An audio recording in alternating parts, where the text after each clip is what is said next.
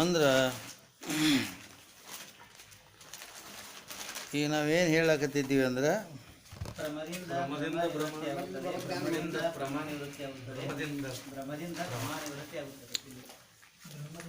ಭ್ರಮದಿಂದ ಭ್ರಮ ನಿವೃತ್ತಿ, ಭ್ರಮದಿಂದ ಭ್ರಮ ನಿವೃತ್ತಿ, ಭ್ರಮದಿಂದ ಭ್ರಮ ನಿವೃತ್ತಿ.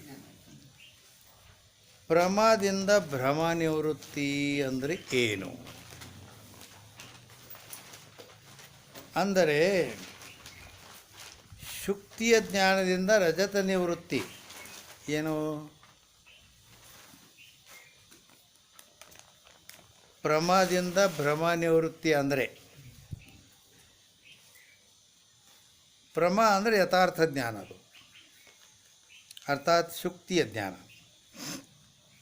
ಸಿಂಪಿಯ ಜ್ಞಾನ ಆಯ್ತಂದ್ರೆ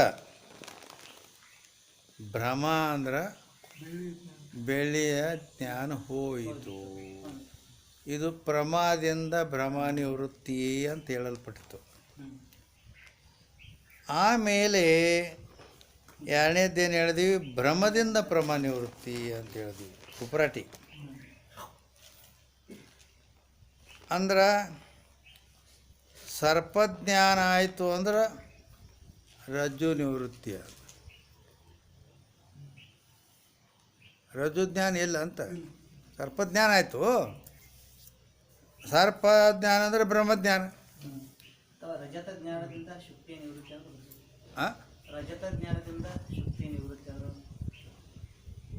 ಹಾಂ, ಹಂಗೂ ಬರ್ತೈತಲ್ಲ, ಹಂಗೂ ಬರ್ಕೋಬೋದು. ಅದು ಒಂದರೊಳಗೂ ಕುಂದಿಸ್ಬೋದು. ಅದು ಎರಡೂ ಅದು ರಜತ ಜ್ಞಾನದಿಂದ ಶುಕ್ತಿಯ ನಿವೃತ್ತಿ ಅಥವಾ ಸರ್ಪಜ್ಞಾನದಿಂದ ರಜ್ಜು ನಿವೃತ್ತಿ. ಅದನ್ನೇ ಬರ್ಕೊರು ಒಂದಕ್ಕೊಂದು ಸೀದಾ. ಅಂದರೆ ಇನ್ನೊಂದು ಅದು ಬೇರೆ ಹೋಗ್ತೈತೆ ಅಂತ ಅಲ್ಲಿ ಬೇರೆ ಮಾಡೀವಿ ನಾವು. ಮುಂದೆ ಆಯಿತು ಬಿಡು, ಎಲ್ಲ ಹೊಂದಾಣಿಕೆ ಆಕೈತೆ ಅಲ್ಲಿಂದ. ಅಂದರೆ ಈಗ ಈಗ ಯಾವುದು ಒಂದ ತಗೊಂಡು ಏನು? ಶುಕ್ತಿಯ ಜ್ಞಾನದಿಂದ ರಜತ ನಿವೃತ್ತಿ. ಆಮೇಲೆ ಅದು ಪ್ರಮಾದಿಂದ ಭ್ರಮ ನಿವೃತ್ತಿ ಅಂದರೆ ಶುಕ್ತಿಯ ಜ್ಞಾನದಿಂದ ರಜತ ನಿವೃತ್ತಿ. ಇನ್ನು ಉಪರಾಟಿ ಭ್ರಮದಿಂದ ಭ್ರಮ ನಿವೃತ್ತಿ ಅಂದ್ರೆ ಅದು ಮೊದಲನೇದು. ಹಾಂ, ಇಲ್ಲಿ ಎರಡನೇದು ಆ ರಜತ ಜ್ಞಾನದಿಂದ ಶುಕ್ತಿಯ ನಿವೃತ್ತಿ. ಸರ್ಪ ಅಂತ ಜ್ಞಾನ ಆಯ್ತಂದ್ರೆ ಅದು ಇಲ್ಲ ಅಲ್ಲ, ಹಿಂಗದ.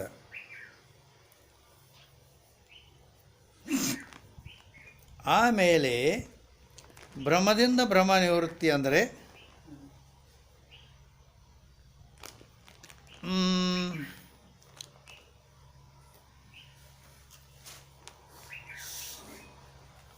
ಅಂದ್ರೆ ಅಬ್ರಕ ಜ್ಞಾನದಿಂದ ರಜತದ ನಿವೃತ್ತಿ.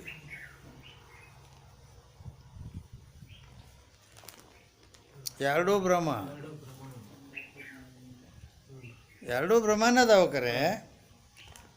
ಆದ್ರೆ ರಜತನೂ ಭ್ರಮ ಐತಿ, ಅಬ್ರಕನೂ ಭ್ರಮ ಐತಿ. ಅದು ಅಬ್ರಕ ಅಂತ ಜ್ಞಾನ ಆಯ್ತಂದ್ರೆ ರಜತ ನಿವೃತ್ತಿ ಆಕತಿ. ಮೊದಲು ಈಗ ಹಿಂಗೆ ತಿಳ್ಕೊಬೋದು. ಈಗ ಬೆಳ್ಳಿ ರಜತ ಜ್ಞಾನ ಆಯಿತು ಶುಕ್ತಿಯಲ್ಲಿ. ಇಲ್ಲ, ಇದು ಬಹುತೇಕ ಅಬ್ರಕ ಐತೆ. ಅದು ಅಬ್ರಕ ಐತಂದ್ರೆ ಮತ್ತು ಆ ಬೆಳೆದು ಹೋಯ್ತು ಹಿಂಗೆ. ಅದು ಭ್ರಮದಿಂದನೇ ಭ್ರಮ ನಿವೃತ್ತಿ ಎರಡು ಹಿಂಗೆ.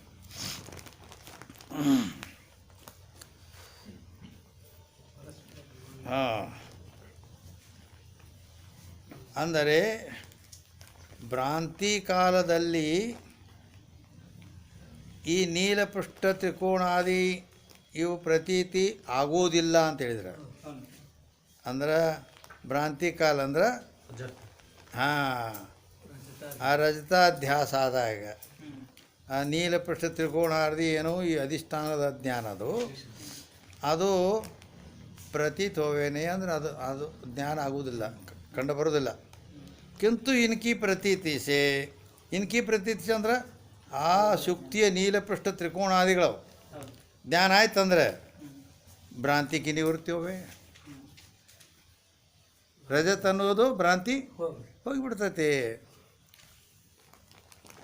ಅದ್ರ ಸಲ ಇವಕ್ಕನ್ನು ಹೇಳಿದ್ವಿ ನಾವು ಹಿಂಗೆ ಯಾತೆಯೇ ವಿಶೇಷಾಂಶ ಹೈ. ಆದ್ದರಿಂದ ಈಗೇನು ಹೇಳಿದಲ್ಪಟ್ಟಿದ್ದು ಇದು ವಿಶೇಷಾಂಶ ಅಂತ ಅಂದರೆ ಸಾಮಾನ್ಯ ವಿಶೇಷ ಹೇಳ್ಕೊಂಬಂದಿದ್ವಲ್ಲ ಹಿಂಗೆ. ಅದಕ್ಕೆ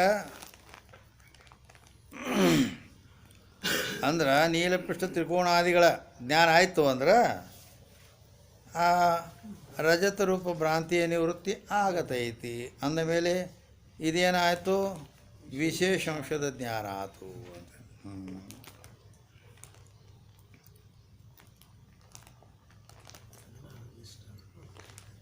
और अधिष्ठान भी कहिए हैं. ವಿಶೇಷಾಂಶ ಅಂತೂ ಹೇಳಲ್ಪಡ್ತೈತಿ, ಅಧಿಷ್ಠಾನ ಅಂತೂ ಹೇಳಲ್ಪಡ್ತೈತಿ. ಹಾಂ ಹಾಂ, ಇಲ್ಲಿ ಆಧಾರ ಅಧಿಷ್ಠಾನ ಬೇರೆ ಹೇಳ್ಯಾರ. ಇಲ್ಲಿ ಅಲ್ಲಿ ಇದಮ್ಮಂಶ ಸಾಮಾನ್ಯ ಐತಿ, ಅಧಿಷ್ಠಾನ ವಿಶೇಷ ಐತಿ. ಹಿಂಗೆ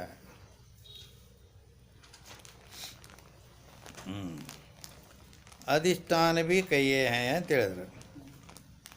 ಅಂದರೆ ಇದು ಅಧಿಷ್ಠಾನ ರೂಪ ವಿಶೇಷಾಂಶ ಅಂತ ಹೇಳಲ್ಪಟ್ಟಿತು. ಹಂಗಾರೆ ಅಧಿಷ್ಠಾನ ಅಂದ್ರೆ ಕಾರ್ಯಸಹಿತ ಜ್ಞಾನದಿಂದ ಯಾವುದು ಆವೃತವಾಗಿರುವುದು ಅದು ಅಧಿಷ್ಠಾನ ನಡೆಸುತ್ತೆ. ಸರಿ. ಮತ್ತು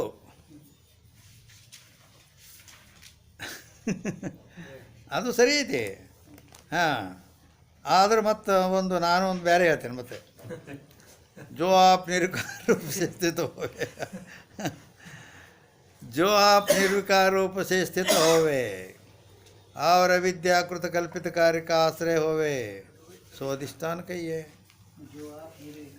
जो आप निर्विकार रूप से स्थित होवे, जो आप निर्विकार रूप से स्थित होवे,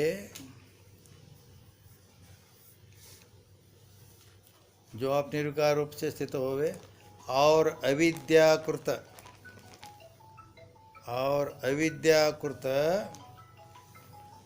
कल्पित कार्य का आश्रय होवे.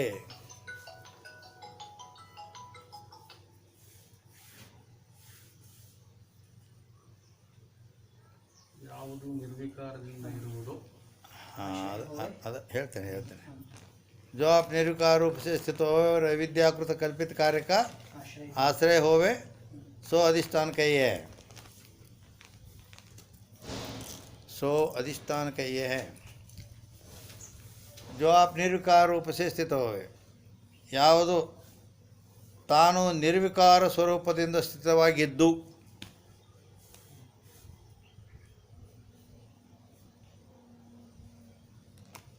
ಯಾವುದು ನಿರ್ವಿಕಾರ ರೂಪದಿಂದ ಸ್ಥಿತವಾಗಿದ್ದು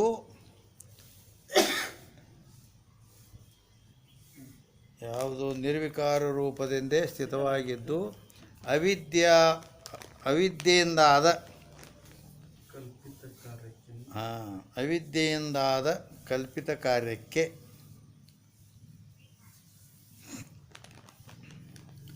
ಅವಿದ್ಯೆಯಿಂದಾದ ಕಲ್ಪಿತ ಕಾರ್ಯಕ್ಕೆ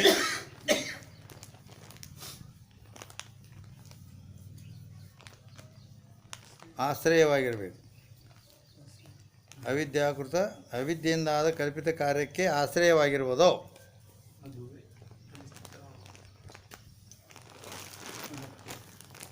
ಅದಕ್ಕೆ ಅಧಿಷ್ಠಾನವೆನ್ನುತ್ತಾರೆ.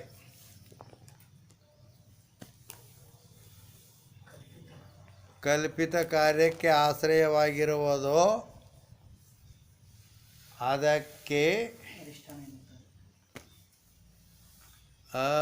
ಅಧಿಷ್ಠಾನ ಎನ್ನುತ್ತಾರೆ.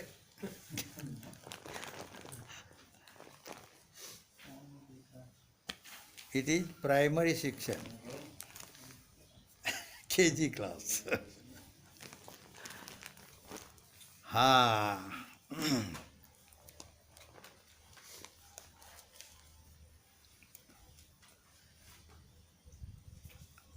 हाँ,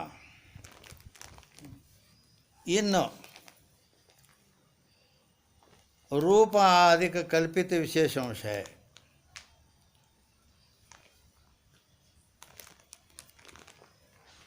ಅಂದ್ರೆ ಏನು ಹೇಳ್ದಂಗಾತು ಇಲ್ಲಿ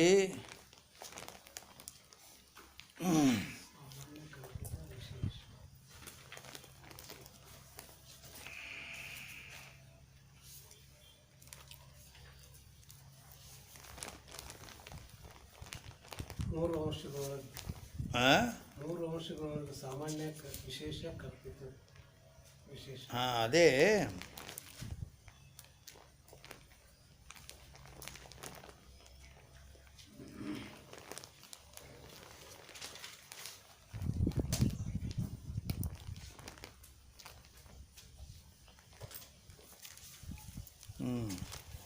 भ्रांति कालದಲ್ಲಿ ಈ ನೀರು ಪ್ರಚಾದಿಗಳ प्रतीति ಆಗುವುದಿಲ್ಲ ಅಂತ ಹೇಳಿದ್ರು. किंतु इनकी प्रतीति से भ्रांति की निवृत्ति होए आते ವಿಶೇಷಾಂಶ. ಇನ್ನು ಈಗ ಆ ಸಾಮಾನ್ಯ ಹೇಳ್ಕೊಂಬಂದರು, ವಿಶೇಷ ಹೇಳ್ಕೊಂಬಂದರು, ಕಲ್ಪಿತ ವಿಶೇಷ. ಕಲ್ಪಿತ ವಿಶೇಷ. ಕಲ್ಪಿತ ವಿಶೇಷ ಮೂರನೇದು. ರೂಪ ಆದಿಕ್ ಅಂದರೆ ರಜತಾದಿಗಳು, ರಜತ ಅಬ್ರಕ ಕಾಗದ ಮೊದಲಾದವು ಕಲ್ಪಿತ ವಿಶೇಷಾಂಶ. ಬೆಳ್ಳಿ ಅಬ್ರಕ ಕಾಗದ ಮೊದಲಾದವು ಕಲ್ಪಿತ ವಿಶೇಷಾಂಶ ಅಂತ ಹೇಳಲ್ಪಡುತ್ತವೆ. ಕಾಯತೆ ಏಕೆಂದರೆ जो अधिष्ठान के ज्ञात काल विषय प्रतीत होवेನೆ ಆ ಕಲ್ಪಿತ ವಿಶೇಷಾಂಶ ಅಂತಂತಾರೆ. ಯಾಕಂದರೆ ಅಧಿಷ್ಠಾನದ ಜ್ಞಾನ ಆದಾಗ ಯಾವುದು ಪ್ರತೀತಿ ಆಗೋದಿಲ್ಲ. ಸೊ ಕಲ್ಪಿತ ವಿಶೇಷಾಂಶ ಅಧಿಷ್ಠಾನ ಜ್ಞಾನ ಆದರೆ ಯಾವುದು ತೋರೋದಿಲ್ಲ, ಅದು ಕಲ್ಪಿತ ವಿಶೇಷಾಂಶ. जैसे रूप आदि सीपी के अज्ञान काल विषय प्रतीत होवे. ಅಂದ್ರೆ ಅದು ಕಲ್ಪಿತ ವಿಶೇಷ ಅಂದರೆ ಏನಪ್ಪ, ಯಾವುದು ಬೆಳ್ಳಿ ಮೊದಲಾದವು ಆ ಸಿಂಪಿಯ ಅಜ್ಞಾನ ಕಾಲದಲ್ಲಿ ಅವು ತೋರುತ್ತವೆ. सीपीके ज्ञान काल विषयಕ್ಕೆ ಪ್ರತೀತಿ ಹೋವೇನೆ. ಸಿಂಪಿಯತ್ತ ಜ್ಞಾನ ಆದರೆ ಈ ರಜತಾದಿಗಳು ಪ್ರತೀತಿ ಆಗುವುದಿಲ್ಲ, ಕಾಣುವುದಿಲ್ಲ.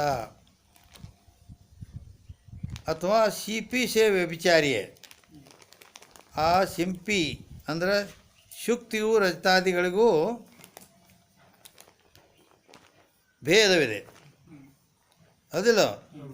ವ್ಯಭಿಚಾರಿ ಒಂದರೊಳಗೆ ಒಂದಿಲ್ಲ ಅಂದ್ರೆ ವ್ಯಭಿಚಾರಿ ಅಂತ ಎದಕ್ಕಂತಾರೆ, ಅದರ ಲಕ್ಷಣ ಏನು ಅಂತ ಕೇಳಿದರೆ, ಜೋ ವಸ್ತು ಕೈಂಕ್ ಹೋವೆ ಅವ್ರ ಕೈಂಕ್ ನ ಹೋವೆ सो व्यभिचारी कही है. व्यभिचारी ಅಂದ್ರೆ ಅದರ ಲಕ್ಷಣ ಏನು ಅಂತ ಕೇಳಿದರೆ, ಜೋ ವಸ್ತು ಕಹಿಂಕ್ ಹೋವೆ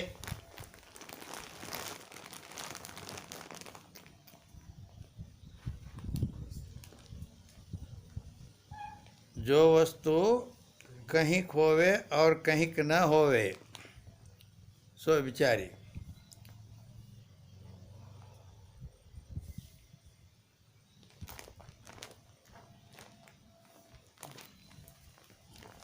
ಅಂದ್ರೆ ಯಾವ ವಸ್ತು ಅಂದು ಕೆಲವೊಂದು ಸಮಯ ಇದ್ದು ಕೆಲವೊಂದು ಸಮಯ ಇರೋದಿಲ್ಲ, ಅಥವಾ ಕೆಲವೊಂದು ಕಡೆ ಇದ್ದು ಕೆಲವೊಂದು ಕಡೆ ಇರೋದಿಲ್ಲ, ಅದಕ್ಕೆ ವ್ಯಭಿಚಾರಿ ಅಂತಾರೆ.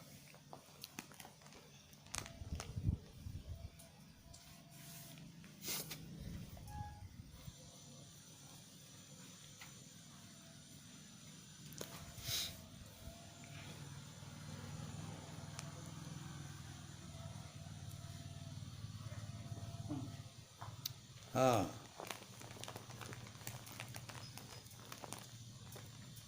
ಅದಕ್ಕೆ ಏನಾಯಿತು, ಯಾವ ಯಾವ ವಸ್ತು ಹಾಂ ಆಯ್ತಲ್ಲ ಅದು ಹಾಂ ಯಾವ ವಸ್ತು ಕೆಲವು ಕಡೆ ಇದ್ದು ಕೆಲವು ಹ್ಞೂ ಅದೇ ಇರೋದು.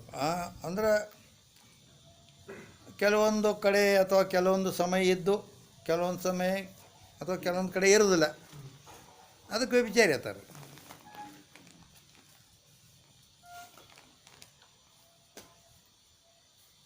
ಯಾತೆ ಯೇ ಕಲ್ಪಿತ ವಿಶೇಷ ಅಂಶ ಅದು ವ್ಯಭಿಚಾರಿ ಆಗ್ಯದ, ಆದ್ದರಿಂದ ಅದು ಕಲ್ಪಿತ ಅಂಶ ಅಂತ ಹೇಳಲ್ಪಡ್ತೈತಿ. ಕಲ್ಪಿತ ವಿಶೇಷ ಅಂಶ ಅವ್ರ ಭ್ರಾಂತಿ ಭೀ ಕೈಯೇ ಕಲ್ಪಿತ ವಿಶೇಷ ಅಂಶ ಅಂತಾರೆ, ಭ್ರಾಂತಿ ಅಂತಾರೆ. ಇದು ದೃಷ್ಟಾಂತ ಆಯಿತು ಇಲ್ಲಿ ತನಕ. ಇನ್ನು ಸಿದ್ಧಾಂತ जैसे अधिष्ठान आत्मा विषय जागृत अथवा स्वप्न अथवा सुषुप्ति ये तीन भ्रांति आत्मा के अज्ञान से होवे. अधिष्ठान आत्मನಲ್ಲಿ ಅಧಿಷ್ಠಾನನಾದ ಆತ್ಮನಲ್ಲಿ ಜಾಗೃತ ಅವಸ್ಥಾ ಅಥವಾ ಸ್ವಪ್ನಾವಸ್ಥಾ ಅಥವಾ ಸುಷುಪ್ತಿ ಅವಸ್ಥಾ ಈ ಮೂರು ಜಾಗೃತಾದಿ ಅವಸ್ಥೆಗಳು ಭ್ರಾಂತಿಗಳೇ. आत्मा के अज्ञान से होवे ಅಂದ್ರೆ ಆತ್ಮನ ಅಜ್ಞಾನದಿಂದ ಆಗ್ತಾವೆ.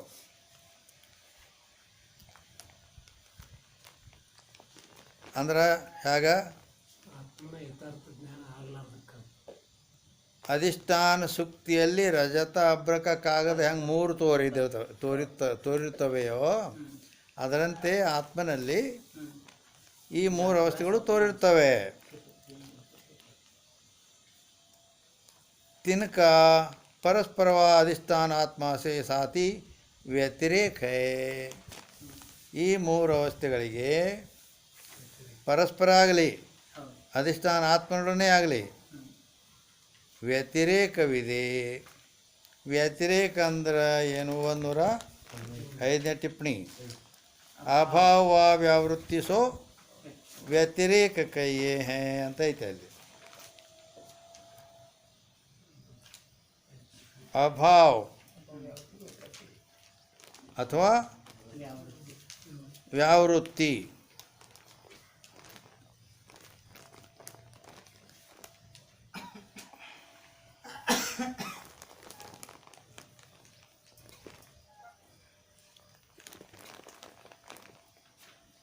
ಅಂದರೆ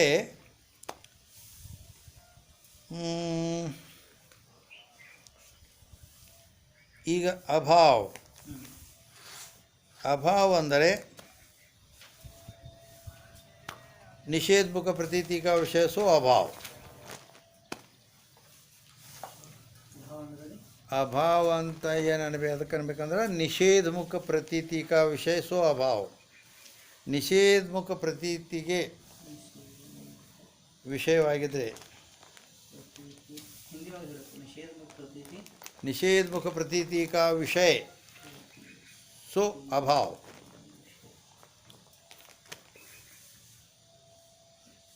निषेधमुख प्रतीति का विषय सो अभाव. निषेधमुख प्रतीतिಗೆ ಪ್ರತೀತಿ ಅಂದರೆ ಜ್ಞಾನಕ್ಕೆ ವಿಷಯವಾದದ್ದು ಅಭಾವ. ಇಲ್ಲನು ಇಲ್ಲನು ನಿಷೇಧಮುಖ ಅಂದ್ರೇನು? ಇಲ್ಲವೆಂಬ ಜ್ಞಾನಕ್ಕೆ ಯಾವುದು ವಿಷಯವಾಗಿರುವುದು ಅದು ಅಭಾವ.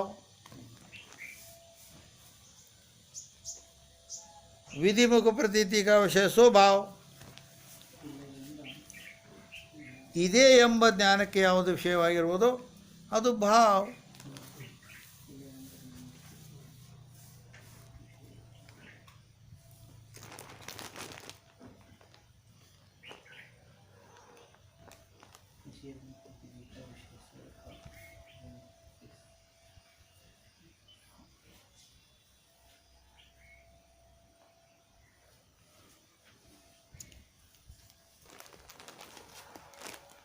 ನವೀನ ನ್ಯಾಯಕರದ ಲಕ್ಷಣ ಬೇರೆ ಐತಿ.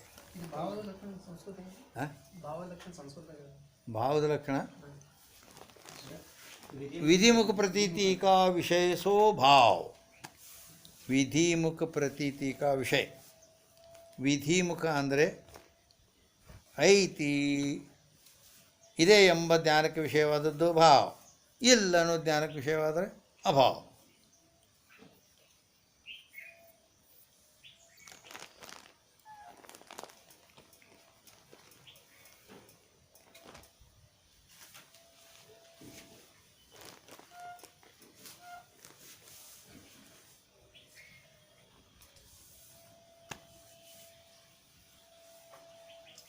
ಈ ಭಾವಕ್ಕನ ಅನ್ವಯ ಅಂತನೂ ಮಾಡ್ಕೋಬೋದು. ಹಾಂ, ಅನ್ವಯ ಅಂದ್ರೂ ನಡೀತೇನ್ರ ಪರ ಭಾವಕ್ಕೆ? ಅನ್ವಯ ಅನುವೃತ್ತಿ ಎರಡು ಕೂಡಿ ಭಾವ ಮತ್ತು ಅನುವೃತ್ತಿ ಹಾಂ ಹಾಂ ಅಲ್ಲಿ ಟಿಪ್ಪಣಿ ಕೊಟ್ಟಂದ್ರೆ ಪರ 106ದಾಗ ಹಾಂ ಟಿಪ್ಪಣಿ ಐತೆ ನೋಡ್ರಿ ಪರ 106. ಭಾವ ಅನುವೃತ್ತಿ. ಸೊ ಅನ್ವಯದ ಲಕ್ಷಣ ಐತೆ, ಅದು ಭಾವ ಅಲ್ಲ. ಹಾಂ ಅದ ಹಾಂ, ಅಂದ್ರೆ ವ್ಯತಿರೇಕದ ಲಕ್ಷಣ ಹೇಳಿದಿವೆ. ಅದ ಅನ್ವಯ ಹಾಂ, ಅದು ಭಾವದ್ದಲ್ಲ, ಅದ ಅನ್ವಯ ಇದ್ರಿ. ಅನ್ವಯದ ಅದು. ಭಾವ ಅನುವೃತ್ತಿ. ಸೊ ಅನ್ವಯ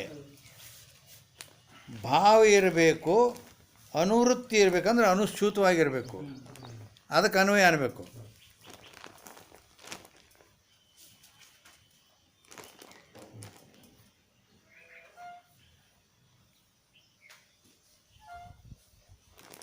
ಅಭಾವ ಇರಬೇಕು, ವ್ಯಾವೃತ್ತಿ ಮಾಡ್ತಿರಬೇಕು, ಅದಕ್ಕೆ ವ್ಯತಿರೇಕ ಅನ್ಬೇಕಾ? ಅಂದ್ರೆ ಅಭಾವ ರೂಪ ಇರಬೇಕು. ಅಭಾವದ್ದು ಹೇಳಿದೀವಿ. ಮತ್ತು ಬೇಕಂದ್ರೆ ನೈಯಾಯಿಕರು ಸಂಬಂಧ ಸಾದೃಶ್ಯ ಭಿನ್ನವೇ ಪ್ರತಿಯೋಗಿ ಸಾಪೇಕ್ಷ ಪ್ರತೀತಿಕಾ ವಿಷಯ ಸೊ ಅಭಾವ ಕೈಯಾದ ನವೀನ ನೈಯಾಯಿಕರದು. ನೈಯಾಯಿಕ ನ್ಯಾಯಶಾಸ್ತ್ರದಲ್ಲಿ ನವೀನ ನೈಯಾಯಿಕ, ಪ್ರಾಚೀನ ನೈಯಾಯಿಕ ಅಂತ ಎರಡು ಪಾರ್ಟ್ ಐತಿ. ಇಬ್ಬರು ಇಂಡಿಕೇಟ್ ಸಿಂಡಿಕೇಟ್ ಇದ್ದಂಗೆ ಹೌದು. ಅದಕ್ಕಾಗಿ ಇದು ನವೀನ ಲೆಕ್ಕದಿಂದ ಸಂಬಂಧ ಸಾದೃಶ್ಯಗಳಿಗಿಂತ ಭಿನ್ನ ಇರಬೇಕು, ಪ್ರತಿಯೋಗಿಯ ಸಾಪೇಕ್ಷ ಪ್ರತೀತಿಗೆ ವಿಷಯ ಇರಬೇಕು, ಅದಕ್ಕೆ ಅಭಾವ ಅನ್ನಬೇಕು. ಈ ತಿಳುಕನ್ಯಾಗ ಸಿಕ್ಕೊಳ್ಳೋದು ಬೇಡ, ಯಾಕಂದ್ರೆ ಅದು ನಮ್ಮದ ಅಲ್ಲ, ನೈಯಾಯಿಕರದೈತಿ ಮತ್ತು ಅಷ್ಟೇ ಕಠಿಣನೂ ಐತಿ. ಹಾಂ, ಹಿಂಗೆ ಆ ಸಂಬಂಧ ಸಾದೃಶ್ಯ ಇವೆಲ್ಲ ಮತ್ತು ಭಾಳ ಇದ್ರಾಗ ಹೋಗ್ತೈತೆ, ಅದು ಬೇಡ. ಪ್ರತಿಯೋಗಿ ಅದು ಹಿಂಗೆಲ್ಲ ಅದಾವು. ಇಲ್ಲಿ ಅನ್ವಯ ವ್ಯತಿರೇಕದ ಬಗ್ಗೆ ಎರಡು ಲಕ್ಷಣ ಕೊಟ್ಟರ ಅಲ್ಲಿ. ಅಲ್ಲಿ ಅಭಾವ ವ್ಯಾವೃತ್ತಿ ಅಂದ್ರೆ ಅಭಾವ ಆಗಿರಬೇಕು, ಮತ್ತು ವ್ಯಾವೃತ್ತಿ ಅಂದ್ರೇನು? ವ್ಯಾವೃತ್ತಿ ಅಂದ್ರೆ ಸ್ಥಾನ ನಿರೋಧಕ್ಕೂ ವ್ಯಾವೃತ್ತಿ ಕಹೆ.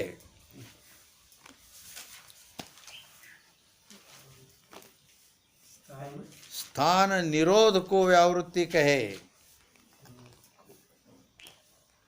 ಸ್ಥಾನ ನಿರೋಧಕ್ಕೂ ವ್ಯಾವೃತ್ತಿ ಕಹೆ ಅಂದರೆ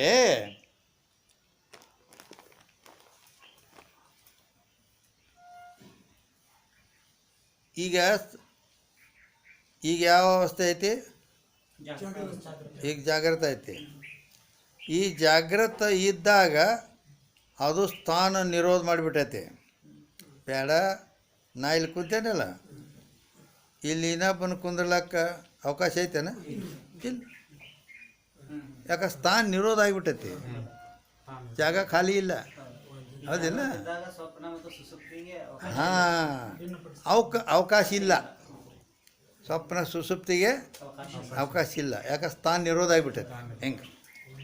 ಅದಕ್ಕೆ ವ್ಯಾವೃತ್ತಿ ಅಂದರೆ ಸ್ಥಾನ ನಿರೋಧಕ್ಕೆ ವ್ಯಾವೃತ್ತಿ ಅಂತಾರೆ. ಹೀಗೆ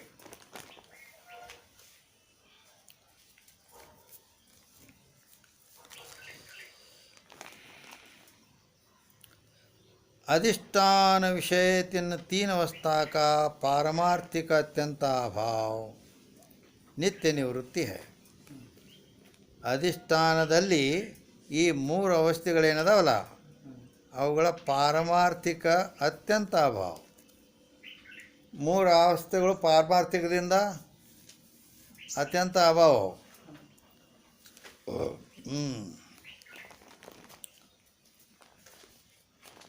ನಿತ್ಯ ನಿವೃತ್ತಿ ಅಂತ ಹೇಳಲ್ಪಡ್ತೈತಿ. ये तीन अवस्था का अधिष्ठान विषय ವ್ಯತಿರೇಕ ಇದೆ. ಈ ಮೂರು ಅವಸ್ಥೆಗಳಿಗೆ ಅಧಿಷ್ಠಾನದೊಡನೆ ವ್ಯತಿರೇಕ ಐತೆ.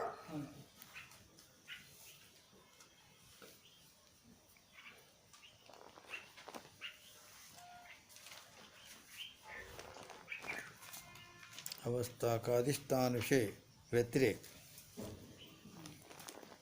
ಅಂದ್ರೆ ಅಭಾವ ಹೌದಲ್ಲ. ಹಾಂ.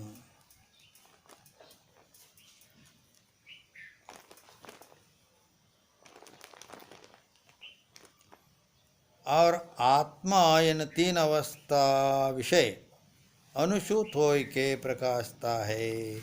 ಆತ್ಮ ಏನದನ ಈ ಮೂರು ಅವಸ್ಥೆಗಳಲ್ಲಿ ಅನುಶೂತನಾಗಿ ಪ್ರಕಾಶ ಮಾಡಿ, ಅಂದ್ರೆ ಅನುಶೂತ ಅಂದರೆ ಬಿಡಲಾರ್ದೆ. ಜಾಗ್ರತದಲ್ಲಿ, ಸ್ವಪ್ನದಲ್ಲಿ, ಸುಷುಪ್ತಿಯಲ್ಲಿ ಅವ ಇದ್ದೇ ಇರ್ತಾನೆ, ಆದ್ರೆ ಅವು ಒಂದರೊಳಗೆ ಒಂದಿಲ್ಲ. ಈಗ ಜಾಗ್ರತೆ ಇದ್ದಾಗ ಸ್ವಪ್ನ ಇಲ್ಲ, ಸುಷುಪ್ತಿ ಇಲ್ಲ, ಹಿಂಗೆ ಆತ್ಮ ಮಾತ್ರ ಯಾವುದರಲ್ಲಿ ಇರ್ತಾನೆ. ಹೀಗೆ अनुशूत यह आत्मा का तीन अवस्था विषय अन्वय ಯಾಕ ಭಾವ ಅನುಶೂತ ಲಕ್ಷಣ ಇರೋ ಕೂಡಿರ್ತೈತೆ ಅಲ್ಲಿ. ಭಾವ ಅಂದ್ರೆ ಮೂರು ಅವಸ್ಥೆಯಲ್ಲಿ ಅದಾನ ಅಂದಮೇಲೆ ಭಾವ ಆಯಿತು. ಮತ್ತು ಅನುಶೂತ ಅಂದ್ರೆ ಮೂರರಲ್ಲಿ ಬಿಡದ ಅದಾನು, ಅದಕ್ಕೆ ಭಾವ ಅನುಶೂತಕ್ಕೂ ಅನ್ವಯಕ ಈ ಲಕ್ಷಣ ಫಿಟ್ಟಿಂಗ್ ಆಕೈತೆ ಅಲ್ಲಿ. ಹಿಂಗೆ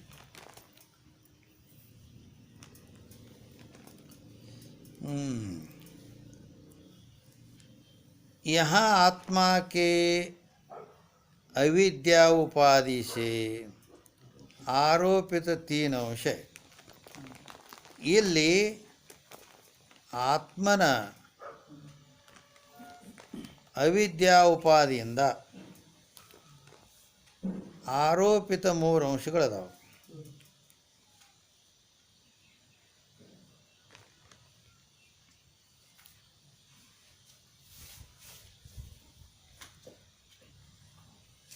ಅಂದರೆ ಇಲ್ಲಿ ಆತ್ಮನಿಗೆ ಅವಿದ್ಯಾ ಉಪಾದಿಯಿಂದ ಆರೋಪಿತ ಮೂರು ಅಂಶಗಳು ಹೇಳಲ್ಪಡ್ತಾವೆ. ಅಂದರೆ ವಾಸ್ತವವಾಗಿ ಅಲ್ಲಿ ಆತ್ಮ ಅಂಶಿ ಭಾವ ಇಲ್ಲ. ಆದರೂ ಈ ಉಪಾಧಿ ಮೂಲಕವಾಗಿ ಹೇಳಲ್ಪಟ್ಟಾವು. ಅಂದರೆ ಇಲ್ಲಿ ಅವಿದ್ಯಾ ಉಪಾದಿಯಿಂದ ಆರೋಪಿತ ಮೂರು ಅಂಶ ಅಂತ ಹೇಳಿದರು. ಅವಿದ್ಯಾ ಅಂದ್ರೇನು, ಉಪಾಧಿ ಅಂದ್ರೇನು, ಆರೋಪಿತ ಅಂದ್ರೇನು, ಅದರ ಲಕ್ಷಣ ಏನು ಅಂತ ಕೇಳಿದರೆ, ಅವಿದ್ಯಾ ಅಂತ ಅದಕ್ಕೆ ಅನ್ನಬೇಕು. ಬ್ರಹ್ಮ ವಿದ್ಯಾ ಸೇ ಜಾಕ ಬಾದ್ ಹೋವೆ ಸೊ ಅವಿದ್ಯಾ, ಅವಿದ್ಯೆಯ ಲಕ್ಷಣ. ಬ್ರಹ್ಮ ವಿದ್ಯಾ ಸೇ ಜಾಕ ಬಾದ್ ಹೋವೆ सो अविद्या. ब्रह्म विद्या से जाका बाद होवे सो अविद्या. ಬ್ರಹ್ಮ ವಿದ್ಯೆಯಿಂದ ಯಾವುದರ ಬಾಧವಾಗುತ್ತದೆಯೋ ಅದಕ್ಕೆ ಅವಿದ್ಯೆ ಅನ್ನಬೇಕು ಅಂತ ಕನ್ನಡದಲ್ಲಿ.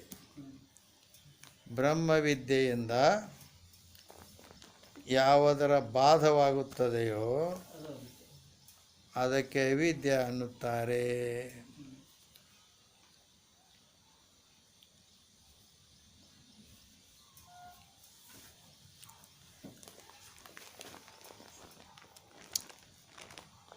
ಅವಿದ್ಯೆ ಆಯಿತು. ಉಪಾಧಿ ಅಂತ ಎದಕ್ಕಂತಾರೆ? ಅವಿದ್ಯಾ ಉಪಾಧಿಯಿಂದ ಅಂತ ಹೇಳಿದ್ರಲ್ಲ. ಉಪಸಮೀಪೆ ಸ್ಥಿತ್ವ ಸ್ವೀಮಾನ್ ಧರ್ಮಾನ್ ಅನ್ಯತ್ರ ಆದದಾತೀತಿ ಉಪಾಧಿ. ಅಂದ್ರೆ ಅದು ಸಮೀಪದಲ್ಲಿದ್ದುಕೊಂಡು ತನ್ನ ಧರ್ಮವನ್ನು ಅನ್ಯದರ ಮೇಲೆ ಹಾಕುತ್ತದೆಯೋ ಅದಕ್ಕೆ ಉಪಾಧಿ ಅಂತಾರೆ. ಅಲ್ಲದೆ ಉಪಾಧಿಯ ಲಕ್ಷಣ ಸ್ವರೂಪೇ ಅಪ್ರವಿಷ್ಟತ್ವೇ ಸತಿ ವರ್ತಮಾನಿತರ ಪದಾರ್ಥ ವ್ಯಾವರ್ತಕತ್ವಂ ಉಪಾಧಿತ್ವಂ ಅಂತ ಸಂಸ್ಕೃತದಲ್ಲಿ. ಸ್ವರೂಪೇ ಅಪ್ರವಿಷ್ಟತ್ವೇ ಸತಿ ಸ್ವರೂಪೇ ಅಪ್ರವಿಷ್ಟತ್ವೇ ಸತಿ ವರ್ತಮಾನ್ ಸ್ವರೂಪೇ ಅಪ್ರವಿಷ್ಟತ್ವೇ ಸತಿ ವರ್ತಮಾನ್ ಇತರ ಪದಾರ್ಥ ವ್ಯಾವರ್ತಕತ್ವಂ ಸ್ವರೂಪೇ ಅಪ್ರವಿಷ್ಟತ್ವೇ ಸತಿ ವರ್ತಮಾನ ಇತರ ಪದಾರ್ಥ ವ್ಯಾವರ್ತಕತ್ವಂ ಉಪಾಧಿತ್ವಂ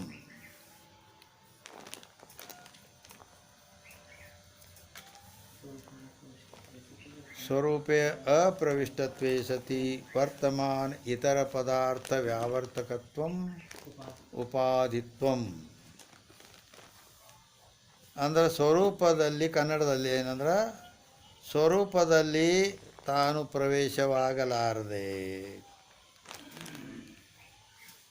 ಸ್ವರೂಪದಲ್ಲಿ ತಾನು ಪ್ರವೇಶವಾಗಲಾರದೆ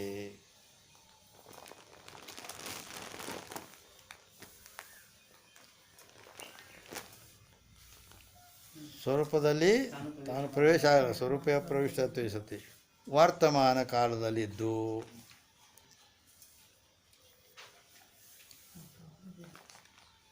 ಇನ್ನಿತರ ಪದಾರ್ಥಗಳನ್ನು ಭಿನ್ನಪಡಿಸುವುದು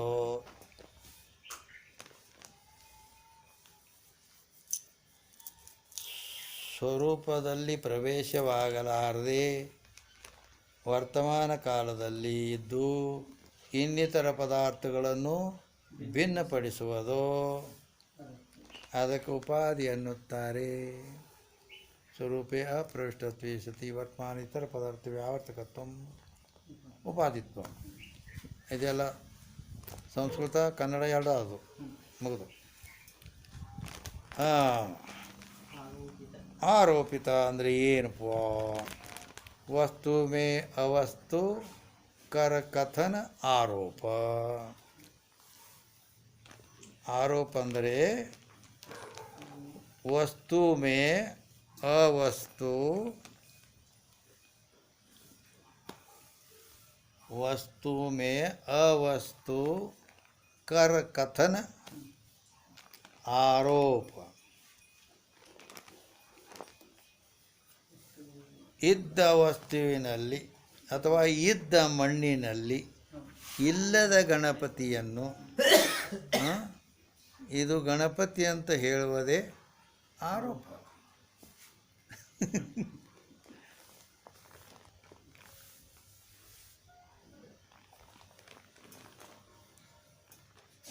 ವಸ್ತು ಮೇ ಅವಸ್ತು ಕರಕಥನ ಆರೋಪ ಅಂದರೆ ಇದ್ದ ವಸ್ತುವಿನಲ್ಲಿ ಇಲ್ಲದ ಗಣಪತಿಯನ್ನು ಇದೇ ಗಣಪತಿ ಇದೆ ಅಂತ ಹೇಳೋದು. ಅದಕ್ಕೆ ಆ ಮಣ್ಣಿಗೆ ಹೇಳೋದು ಹಂಗೆ.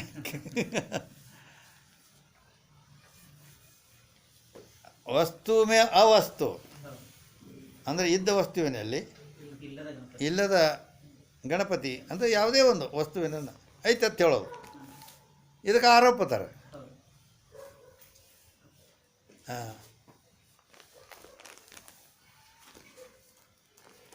ಯಾಕಂದ್ರೆ ಅಲ್ಲಿ ಆ ಗಣಪತಿ ಅಂದ್ರೆ ಬರೀ ಮಣ್ಣಿನ ಬುದ್ಧಿನೇ ಅದ, ಮಣ್ಣಿನ ಬಿಟ್ಟು ಏನೇನು ಇಲ್ಲ ಇನ್ನೂ. ಆರೋಪಿತ. ಈ ರೀತಿ ಬ್ರಹ್ಮದಲ್ಲಿ ಜಗತ್ತು ಇವೆಲ್ಲ ಆರೋಪ ಆಗಿಬಿಟ್ಟಿದೆ ಈಗದ. ಆರೋಪಿತ ಈ ರೀತಿ ಏನಪ್ಪ ಆತ್ಮನಿಗೆ ಅವಿದ್ಯಾ ಉಪಾಧಿಯ ಮೂಲಕವಾಗಿ ಆರೋಪಿತ 3 ಅಂಶ. ಈ 3 ಅಂಶಗಳನ್ನು ಏನು ನಾವು ಕಲ್ಪನಾ ಮಾಡಿ ಹೇಳೇವಲ್ಲ, ಇವು ಅವಿದ್ಯಾ ಉಪಾಧಿಯ ಮೂಲಕವಾಗಿ ಆರೋಪಿತವು, ಸತ್ಯ ಅಲ್ಲ. ಹೀಗಲ್ಲ. ಯುದ್ಧ ಸುಕ್ತಿಯೊಳಗೆ ಇಲ್ಲದ ರಜತ ಇಲ್ಲಿ ಅಂದರೆ ಉಪಾಧಿಯಲ್ಲಿ ಹೆಂಗೆ ಘಟಾಕಾಶ ಮಠಾಕಾಶ ಹಿಂಗೆಲ್ಲ ಹೇಳೋದಲ್ಲ. ಆಕಾಶದಲ್ಲಿ ಅದಾವ ನೀವು ವೇದ.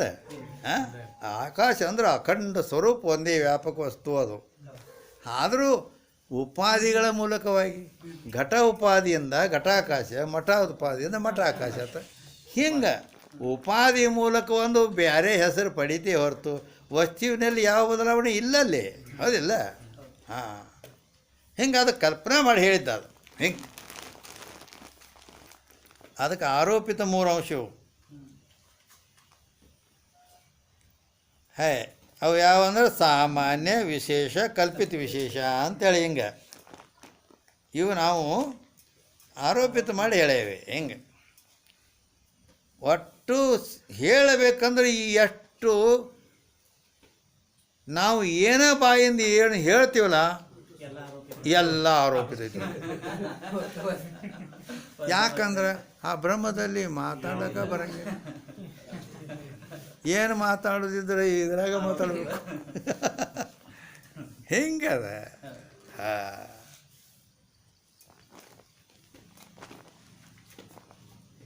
ಅಂದ್ರೆ ಅದನ್ನೊಂದು ತಿಳಿಸೋದು. ಈಗ ಸಾಮಾನ್ಯ ಹೆಂಗಂದ್ರೆ ಈಗ ಮನೆಯೊಳಗೆ ಇದು ಬಣ್ಣ ಹಚ್ಚೋದೈತಿ ಅಂದಮೇಲೆ ನೀವು ಎಲ್ಲ ಸಾಮಾನು ತೆಗೀರಿ. ಪಲಂಗ ತೆಗೀರಿ, ಕುರ್ಚಿ ತೆಗೀರಿ, ಅವು ಏನೇನು ಬಾಂಡೆ ಬರ್ತಾನೆ ಏನೇನು ಅದಾವೆ ಇದು ತೆಗಿ, ಅದು ತೆಗಿ, ಇದು ತೆಗಿ ಅಂತೆಲ್ಲ ಇವನ್ನ ಅಲ್ಲಗಳೆಯುವ ವಸ್ತುಗಳನ್ನೇ ನಾವು ಹೇಳ್ತೇವೆ ಹೊರತು, ಆದ್ರೆ ಕಡೆಗೆ ಅಲ್ಲಿ ಉಳಿದದ್ದು ಆಕಾಶ ಅಷ್ಟೇ. ಅದ್ರ ಬಗ್ಗೆ ನಾವು ಹೇಳಂಗಿಲ್ಲ. ಉಳಿದದ್ದು ಇನ್ನು ಏನೂ ಇಲ್ಲ ಅಂತ ಏನು ಅಂದಾಗ ಅಲ್ಲಿ ಉಳಿತೈತೆ, ಅದು ಆಕಾಶ ತಿಳ್ಕೊಂಬಿಡ್ತಮ್ಮ ಅಂತ ಹೇಳ್ಬಿಡೋದು. ಹಂಗೆ ಹಿಂಗದ. ಹೌದಲ್ಲ? ಹೀಗದ. ಅದಕ್ಕೆ ಶ್ರುತಿಯು ಕೂಡ ನೇತಿ ನೇತಿ ನಾತಿ ನೈತಿ ನೈತಿ ಅಂಥೇಳಿ ಎಲ್ಲವನ್ನು ನಿಷೇಧ ಮಾಡ್ಕೋತ ಹೋಗ್ತಾರೆ. ಅಂದ್ರೆ ಸಾಮಾನ್ಯ ಇದು ರಾಮಾಯಣದಲ್ಲಿ ಇದು ಬರ್ತೈತಿಲ್ಲ, ರಾಮಾಯಣದಲ್ಲಿ ಸೀತಾ ಅಲ್ಲಿ ಅವನು ಜನಕ ರಾಜ ಇದು ಧನುಷ್ಯನ್ನು ಇಟ್ಟಿದ್ದ, ಶಿವಧನುಷ್. ಅದು ಯಾರಿಂದಲೂ ಎತ್ತಲಿಕ್ಕೆ ಸಾಧ್ಯ ಇಲ್ಲ ಅಂಥದ್ದಿತ್ತದು, ಶಿವನ ಧನುಷ್ಯದು. ಅದನ್ನು ಯಾರು ಎತ್ತುತ್ತಾರ ಅವರಿಗೆ ಸೀತಾನು ಕೊಡ್ತೇನೆ ಹಿಂಗೆ ಡಿಕ್ಲೇರ್ ಮಾಡಿಬಿಟ್ಟಿದ್ದ.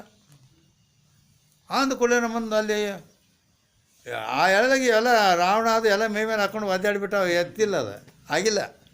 ರಗಡ ಮಂದಿ ಹಿಂಗೆ ಯಾರಿಗೂ ಎತ್ತಿಲ್ಲ. ಆವಾಗ ರಾಮ್ ಬಂದ ಅಂದ್ರೆ ವಿಶ್ವಾಮಿತ್ರರು ಕೂಡ ಬಂದಿದ್ದವು. ವಿಶ್ವಾಮಿತ್ರರು ಯಜ್ಞ ಕಾರ್ಯಕ್ಕೆ ಈ ರಾಕ್ಷಸರು ದೈತ್ಯರು ರಾಕ್ಷಸರು ಆ ಯಜ್ಞ ಕಾರ್ಯದಲ್ಲಿ ಅವು ಎಲುವ ರಕ್ತ ಮಾಂಸ ತಂದು ಶುರು ಅವ್ರಿಗೆ ಮಾಡಿ ಇವರು ತುಪ್ಪ ಹಾಕಿ ಅದನ್ನು ಶುದ್ಧೀಕರಣದಿಂದ ದೇವತೆಗಳಿಗೆ ಅರ್ಪಿಸ್ಲಾಕತ್ತದಾಗ ಅವ್ರು ಏನು ಮಾಡೋರು ಮ್ಯಾಲಿಂದ ಬರೋದ ಹಿಂಗೆ ರಾಕ್ಷಸರು ಮ್ಯಾಲೆ ಬಂದು ಈ ಹಿಂಗೆ ಮಾಡಿ ಅಲ್ಲಿ ಎಲ್ಲ ರಕ್ತ ಮಾಂಸ ಎಲ್ಲ ಹಾನಿಯಾಗಿ ಹೋದ್ರು. ಹೀಗಾಗಿ ಏನು ಯಜ್ಞ ಹೋಮ ಹವನಾದಿ ಏನೂ ಮಾಡಿಕೊಳ್ಳಲ್ದಿದ್ರು ಅವರು. ಆದರೆ ವಿಶ್ವಾಮಿತ್ರನಲ್ಲಿ ಸಾಕಷ್ಟು ಶಕ್ತಿ ಇತ್ತು, ಅವ್ರನ್ನೇನು ಬೇಕಾದ್ ಮಾಡ್ಬೋದು. ಆದರೆ ಯಾವಾಗ ಆ ಯಜ್ಞ ಕಾರ್ಯಕ್ಕೆ ಇವ ಇದು ಹಾಕಿ ಕುಂದಿರ್ತಾನಲ್ಲ, ಅಂದ್ರೆ ಯಜಮಾನ, ಆ ಎಳೆದಾಗ ಏನು ಮಾಡಕ್ಕೆ ಬರಂಗಿಲ್ಲ ನಾವು. ಹಿಂಗೆ ಅದಕ್ಕೆ ಒಂದು ನೇಮ್ ಐತಿ, ಅದಕ್ಕೆ ಅವ ಏನೂ ಮಾಡಕ್ಕೆ ಬರಂಗಿಲ್ಲ. ಹೀಗಾಗಿ ಅದಕ್ಕೆ ಬಂದ ಅಯೋಧ್ಯೆಗೆ ಬಂದು ರಾಮನನ್ನು ಕಳ್ಸತ್ತ ಹೇಳ್ದ ದಶರಥಗೆ. ಅವ ಅದಂದ ಅಯ್ಯಪ್ಪ, ಆದ್ರೆ ನಾ ಬರ್ತೀನಿ. ಅವ ಈಗ ಗುರುಕುಲದಿಂದ ಈಗ ಬಂದಾನ. ಅವ ಎಷ್ಟೋ ವರ್ಷ ಗುರುಕುಲದಾಗಿದ್ದ, ಈಗ ಬಂದಾನ. ಈಗ ಮತ್ತೆ ವನವಾಸ ಅಲ್ಲಿ ಅಡವ್ಯಾಗ ಇದ್ದಲ್ಲ, ಮತ್ತು ಗುರುಕುಲ ಎಲ್ಲ ಅಡವ್ಯಾಗ. ಈಗ ಮತ್ತೆ ಅಲ್ಲಿ ಅಡವಿಗೆ ಹೋಗ್ಬೇಕು. ಅವನು ಬಿಡ್ರಿ, ನಾ ಬರ್ತೀನಿ, ರಾಕ್ಷಸರು ಮತ್ತೆ ಎಲ್ಲಿ ನನ್ನ ಮಗನ ಕೊಂದ್ಗಿಂದಾರ ಏನೋ ಮಾಡ್ಯಾರ ಅಂತೇಳಿ ನಾ ಕಳ್ಸತ್ ಹೇಳ್ತೇನೆ ಅಂದ್ರೆ ಕಳ್ಸಿಟ್ಟ ಅಂದವ. ಇವರು ಮತ್ತು ವಶಿಷ್ಠ ಗುರು ಅಲ್ಲ ಅವ್ರಿಗೆ. ವಶಿಷ್ಠ ಹೇಳ್ದ ಅವ ದುಷ್ಟದ, ಅವ ಸಾಮಾನ್ಯ ಇಲ್ಲ, ಇಲ್ಲಕ್ಕೆ ಶಾಪರ ಕೊಟ್ಬಿಡ್ತಾನೆ, ಏನಾರ ಮಾಡಿ ಹಾನಿ ಮಾಡಿಬಿಡ್ತಾನೆ ಅವ. ಸುಮ್ಮ ಕಳಿಸ್ಬಿಡುವ ಮರ, ಎಲ್ಲಿ ಇಂಥವ್ರು ಕೂಡ ಎಲ್ಲಿ ಕಿರಿಕಿರಿ. ಅವನಂತೂ ಬಿಟ್ಟಿಲ್ಲ. ಯಾರನ್ನ? ವಶಿಷ್ಠನಂತೂ 10 ಮಕ್ಕಳನ್ನ ಕೊಂದುಬಿಟ್ಟಿದ್ದ. ದೊಡ್ಡ ಕತೆ ಐತೆ ಅದು, ಇರಲಿ. ಅದಕ್ಕೆ ಸುಮ್ಮ ಕಳ್ಸಪ್ಪ ಅಂತ ಹೇಳಿಬಿಟ್ಟ. ಏನು ಹುಡುಗರುಗಳು ಹೇಳ್ತಾರೆ, ಮತ್ತೇನು ಮಾಡೋಕೆ ಇರ್ಬೇಕು ಅಂಥವ್ರು ಕೂಡ ಎಲ್ಲಿ ಹತ್ತಿಕ ಅಂಥೇಳಿ. ಆಯ್ತಪ್ಪ ಕರ್ಕೊಂಡು ಹೋಗತ್ತೆ. ಅವನು ಕರ್ಕೊಂಡು ಹೋಗಿ ಅಲ್ಲೆಲ್ಲ ಆ ದೈತ್ಯರಿಗೆ ಇವು ಮ್ಯಾಲೆ ಬಂದ್ರೆ ಅಂದಾಗ ದಾಡ್ ಬಾಣ್ ಹೊಡೆದು ಬಿಡವ. ಹೀಗಾಗಿ ಆ ಯಜ್ಞ ಕಾರ್ಯಕ್ಕೆ ಯಾರೂ ಅಡ್ಡಿ ಆಗದಂತೆ ನೋಡ್ಕೊಂಡು ಬಿಟ್ಟ. ಅಲ್ಲಿಂದ ಮುಂದೆ ಇದು ಕೆಲವು ದಿವಸದ ಮೇಲೆ ಅಲ್ಲಿ ಆವಾಹನ ಇದಾಯಿತು, ಸೀತಾ ಸ್ವಯಂವರ. ಮತ್ತು ಇವ್ರನ್ನೂ ಕರೆದಿದ್ರು, ವಿಶ್ವಾಮಿತ್ರನ ಕರೆದಿದ್ರು, ಆಮಂತ್ರಣ ಇತ್ತು. ಆವಾಗ ವಿಶ್ವಾಮಿತ್ರ ಅಂದರು, ಮತ್ತು ನಮಗೆ ಆಮಂತ್ರಣ ಐತಿ, ಮತ್ತು ನೀವು ಯಾವತ್ತೂ ನಾನು ಗುಡನೇ ಇರೋರಲ್ಲ, ಮತ್ತು ಆಯ್ತು ನಡ್ರಿ ಹೋಗಿ ಬರೋಣ ಅಲ್ಲಿ ಅಂತೇಳಿ ಹೋದ್ರೆ. ಹೋಗಿ ಅಲ್ಲಿ ಎಲ್ಲ ಕುಂತರು. ಯಾರಿಗೀ ಎತ್ತವಲ್ದು ಅದು ಶಿವಧನುಷ್. ಆವಾಗಿ ನಾವು ಜನಕ ರಾಜ ಅಂದ, ಹೇ ಭಗವಾನ್, ಇದನ್ನು ಯಾಕಾರ ಮಾಡಿ ನನ್ನ ಮಗಳೇನು ಹಂಗೆ ಕುಂದ್ರ ಪಾಳಿ ಗೊತ್ತೋ ಏನೋ, ಯಾವ ಒಬ್ಬಗೂ ಎದ್ದೋದದು, ಇದನ್ನ ಯಾಕೆ ಸುಮ್ಮ ಸ್ವಯಂವರದಾಗ ಇಟ್ಟಿನ ಅಂತೇಳಿ ಅಲ್ಲ ಕೈತಿದ. ಅಲ್ಲಿಂದ ಹಿಂದಿಗಡೆ ರಾಮ್ ಆ ಗುರುಗಳ ಕಡೆ ಹಿಂಗೆ ನೋಡ್ದ, ಹಿಂಗೆ ಮಾಡ್ದ, ಹೋಗ ಅಂದ್ಕೊಳ್ಳೇನ. ಹೋಗಿ ಅವೇನಿಲ್ಲ, ಸುಮ್ಮ ಹೋಗಿ ಹಿಂಗೆ ಎತ್ತು, ಸುಮ್ಮ ಬಳ್ಳಾಗ ಹಿಡ್ದು ಎತ್ಬಿಟ್ಟ. ಇವು ಎರಡೂ ಕೈಲಿ ಒದ್ದಾಡೋದು ಯಾರಿಗೆ ಹೇಳ್ಬೋದು. ಹಿಂಗೆ ಎತ್ತಿದ, ಎತ್ತಿ ಅದನ್ನು ಹಿಂಗೆ ಕಳ ನಿಂದಿರಿಸಿ, ಅದಕ್ಕೆ ಪ್ರತ್ಯಂಚ ಅಂದ್ರೆ ಆ ಇದು ದಾರ ಕಟ್ತಾರಲ್ಲ, ಅದನ್ನು ಹಿಂಗೆ ಹಾಕಿ ಬಿಗದ, ಏನು ಹಿಂಗೆ ಬಿಗದ ದಾರ ಬಿಗದ ಕಳಲ್ಲತ್ ಮುರಿದು ಬಿತ್ತದು. ಹಿಂಗಾದ.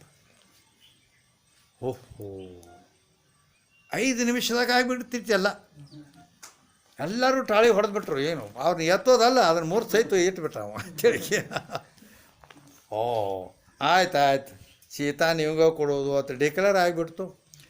ಅಲ್ಲಿಂದ ಎಲ್ಲ ಮಂದಿಗೆ ಇನ್ನೂ ಬಾಬಾ ಎತ್ತೋದು ಮೇಲೆ ಹಾಕಿಬಿಡೋದು ಅದ ನಡೆದಿತ್ತು. ಈ ಮಂದಿ ಎಲ್ಲ ಹಿಂಗೆ. ಅದ್ರಾಗ ಆಕಿ ಸೀತೆಯ ಗೆಳತಿಯರು ಅವ್ರು ಕೆಲವ್ರು ನೋಡಿದ್ದಿಲ್ಲ. ಮತ್ತು ಸೀತಾ, ಮತ್ತು ಯಾವ ಧನುಷ್ ಎತ್ತಿದಾವ ನಿನ್ನ ಗಂಡಾಗ ಅವ ಯಾವ, ನಾವರ ನೋಡಲಿಲ್ಲ. ಅದು 5 ಮಿನಿಟ್ದಾಗ ಏನು ಇದು ಆದಂಗೆ ಆಗಿ ಹೋಯ್ತಿದ್ವು, ಯಾರವ ಅಂತ ಹೇಳಿದೆ. ಆಕಿ ಯಾವಾಗ ಒಂದು ಹಿಂದೂ ಧರ್ಮದ ಪ್ರಕಾರ ಆ ಪತಿಗೆ ಇವನ ನನ್ನ ಪತಿ ಅಂತ ಹಿಂಗೆ ಬಳ್ಳ ಮಾಡಿ ತೋರಿಸೋದಿಲ್ಲ, ನೇಮ್ ಅದು. ಅದಕ್ಕೆ ಹೆಂಗೆ ಮಾಡಬೇಕು? ಆಯಿತು ಅಂದ್ರೆ ಇದೇ ನೇತಿ ಅನ್ನೋ ಇದರಿಂದನೇ ತಿಳಿಸ್ಬೇಕು ಅಂಥೇಳಿ. ಅದಕ್ಕೆ ಅನೇಕ ಉದಾಹರಣೆ ಮತ್ತು ಬೇರೆ ಅದಾವೆ ಅಲ್ಲಿ. ಪ್ರಸಕ್ತ ಪ್ರತಿಷೇಧೆ ಅನ್ಯತ್ರ ಸಂಪ್ರಸಂಗಾತ್ ಪರಿಶಿಷ್ಯಮಾಣಿ ಸಂಪ್ರತ್ಯಯ ಪರಿಶೇಷ ಅಂಥೇಳಿ ಅದು ಅದೇ ಸೀತಾಂದನ. ಅದು ಅಲ್ಲಿ ಅನುಸಯ ಅತ್ರಿ ಋಷಿಯಲ್ಲಿ ಹೋದಾಗಿಂದ ಅದು ಬಿಡಿ, ಈಗ ಇದನ್ನು ತೊಗೊಂಡೇ ಅಂದ್ರೆ ಇದೇ ಇರಲಿ. ಈಗ ಅನನ ಅಲ್ಲಿಂದ ಮುಂದೆ ಆ ಗೆಳತಿಗೆ ತೋರಿಸ್ಬೇಕಲ್ಲ. ಅನನ ಆಕೆ ಕೇಳಕತ್ತಳು, ಇಲ್ಲೇನ ಗಾಡಿ ಐತಿಲ್ ಕೂತಾನಲ್ಲ ಅವನ ಮಾಡ್ದ. ಅವನ ಮಗಳಾಗ ಇವ ಇವ ಇವ ಇವ ಹಿಂಗೆ ಮಾಡ್ಕೋತ ಬಂದರು. ಇವ ಗಪ್ಪ ಆಗಿಬಿಟ್ಟು ಇವು ಬಂದರು.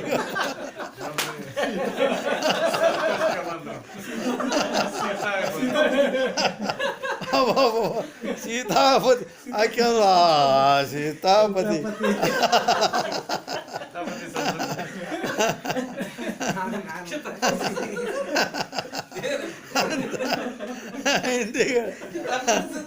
ಅಂದರೆ ನಾ ಇದನ್ನು ಯಾಕೆ ಹೇಳಿನಿ ಅಂದ್ರೆ, ಯಾವ ರೀತಿ ನೇತಿಗಳಿದ್ದ ಹಾಂ ನೇತಿಗಳಿತ್ತು. ಹಾಂ, ಉಳಿದವರೆಲ್ಲ ಅದಕ್ಕೆ ನಿಜಗುಣ ಅಂತಲ್ಲ, ನೇತಿಗಳೆದು ಕಾಯ ಕರ್ಣ ಕಾರ್ಯಂಗಳ ಭೂತ ಕಾರಣ ಪಂಚಕವನುಳಿದು ನೀತಿ ಭೀತಿಯ ಮೀರಿ ನಿಂದು ನೋಡಲ್ ಪರಂ ಜ್ಯೋತಿ ಸ್ವರೂಪ ನೀನಾಗುತ್ತಿಂತು ಅಂತ ಹೇಳ್ಯಾರೆ. ಆ ರೀತಿ ಅಲ್ಲಿ ಇವ ಅದೇನು ಬಾಯಲ್ಲೇ ಏನು ಗೋಣ್ ಹಾಕೋದು ಅಷ್ಟೇ. ಅಲ್ಲಿ ಆ ರಾಮನ ಕಡೆ ಬತ್ತಲ್ಲ, ಹಾಂ, ಸುಮ್ಮ ಗಪ್ಪ ಆಗಿಬಿಟ್ಟವಳು. ಆಕೆ ತಿಳ್ಕೊಂಡಳಿಲ್ಲ, ಇವನೇ ರಾಮ. ಹಿಂಗೆ ಇಲ್ಲಿ ಇದು ಬರೀ ಎಲ್ಲ ಹೇಳ್ಕೊತ ಹೋಗೋದೈತಿ. ಇಲ್ಲಿ ಇದಲ್ಲ ಅಲ್ಲಗಳೆಯೋದೈತಿ ಎಲ್ಲ ಮುಂದೆ. ಹಾಂ, ಎಲ್ಲ ಅಲ್ಲಿಗಳದು ಎಲ್ಲಿ ಶಬ್ದ ಗಪ್ಪ ಆಕೈತಿ ಅದ ನೀವು ತಿಳ್ಕೊಂಬಿಡಿ. ಹೆಂಗೆ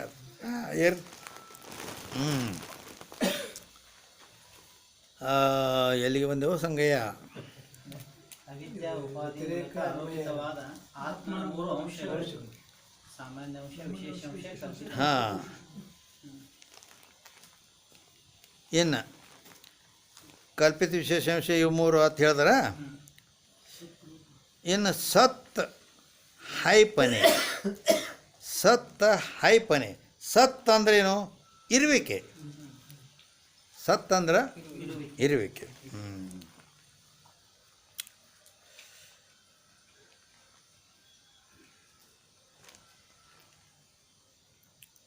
ಸರ್ಪಭೂಷಣ್ ಹೇಳ್ತಾರೆ,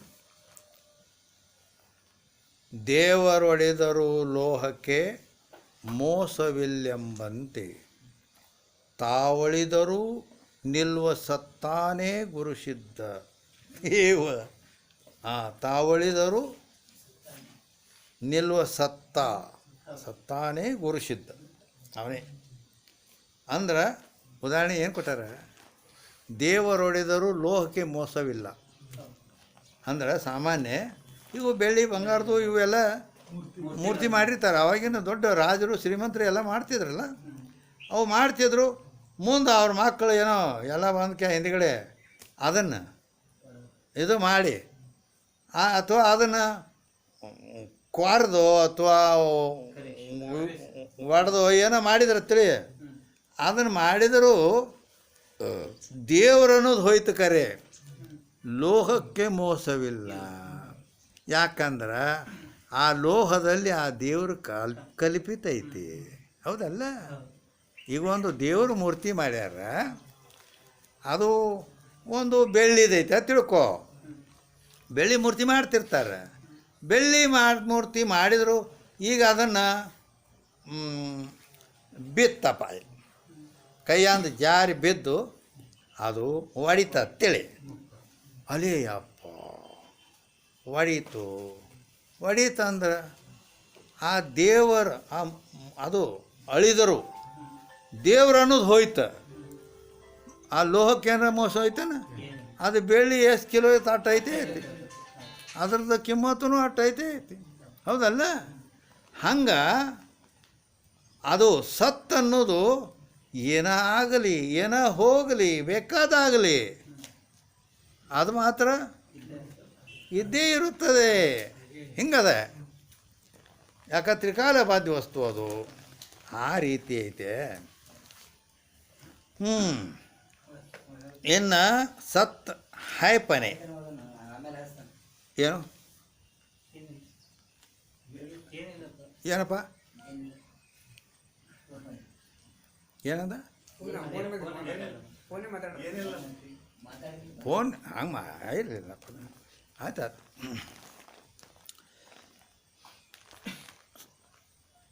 ಸತ್ರೂಪ ಸಾಮಾನ್ಯ ಅಂಶ ಹೈ ಕಾ ಹೆತೆ. ಅದು ಸತ್ರೂಪ ಅನ್ನೋದು ಸಾಮಾನ್ಯ ಅಂಶ ಐತಿ. ಕಾ ಹೆತೆ ಜಾಗೃत है, स्वप्न है, सुसुप्ति है. इस रीति से आत्मा का सत्पना भ्रांति काल विषय भी प्रतीत होवे. ಏನಂತಾರೆ ಇಲ್ಲಿ ಸಾಮಾನ್ಯ ಅಂಶ ಅಂಥೇಳಿ ಏನು ಹೇಳ್ಕೊಂಡು ಅಲ್ಲಿ ಇದಂ ರೂಪ ಅಂತ ಹೇಳ್ಕೊಂಡು ಬಂದಿದ್ದೀವಿ ದೃಷ್ಟಾಂತದಲ್ಲಿ. ಅದಕ್ಕೆ ಈಗ ಸಿದ್ಧಾಂತದಲ್ಲಿ ಏನೈತಿ? ಸತ್. ಯಾಕಂದ್ರೆ ಸಿದ್ಧಾಂತ ನಡೆದೈತಿ ಈಗ. ಸತ್ ಹೈಪನೆ ಅಂದರೆ ಇರುವಿಕೆ. ಹಾಂ. ರೂಪ ಸಾಮಾನ್ಯ ಅಂಶ ಕಾ ಹೇತೆ ಜಾಗ್ರತ್ ಹೈ, ಸ್ವಪ್ನ ಹೈ, ಸುಷುಪ್ತಿ ಹೈ. ಜಾಗ್ರತವು ಇದೆ, ಸ್ವಪ್ನ ಇದೆ, ಸುಷುಪ್ತಿ ಇದೆ, ಐತಿ ಅಂತ ಹಿಂಗೆ ಹೇಳ್ತೀವಲ್ಲ, ಇದೆ. इस रीति से आत्मा का सत्पना भ्रांति काल विषय भी है प्रतीत है. ಹಾಂ, ಭ್ರಾಂತಿ ಕಾಲ ಮತ್ತು ಈ 3 ಅವಸ್ಥೆಗಳು ಅದಾವತ್ತು ಹೇಳುವಾಗ ಈಗ ಜಾಗ್ರತ ಐತಿ ಮತ್ತು ಈಗ ಹೌದಿಲ್ಲ, ಈಗ ಜಾಗ್ರತ ಐತಿ ಅಂತ ಹೇಳ್ತೀವಲ್ಲ, ಹೌದಿಲ್ಲ? ಹಾಂ, ಈಗ ಜಾಗ್ರತ ಐತಿ ಅದು ಮತ್ತು ಐತಿ ಅನ್ನೋದು ಇದೆ ಎಂಬುದು ಅಸ್ತಿತ್ವ, ಅದು ಸಾಮಾನ್ಯ ಅಂಶ. ಹಿಂಗೆ ಈ ರೀತಿ ಸತ್ಪನ ಇದು ಭ್ರಾಂತಿ ಕಾಲದಲ್ಲಿ ಅಂದ್ರೆ ಅಜ್ಞಾನ ಕಾಲದಲ್ಲಿನೂ ಐತಿ, ಪ್ರತೀತಿ ಆಕತಿ ಈ ರೀತಿ. ಇನ್ನು ಭ್ರಾಂತಿಕಿ ನಿವೃತ್ತಿ ಕಾಲ ವಿಷಯ ಅಂದ್ರೆ ಜ್ಞಾನ ಆದ ಕಾಲದಲ್ಲಿ मैं सत्य हूँ, मैं चित्त हूँ, मैं आनंद हूँ, परिपूर्ण हूँ, असंग हूँ, नित्य हूँ, मुक्त हूँ, मैं ब्रह्म हूँ.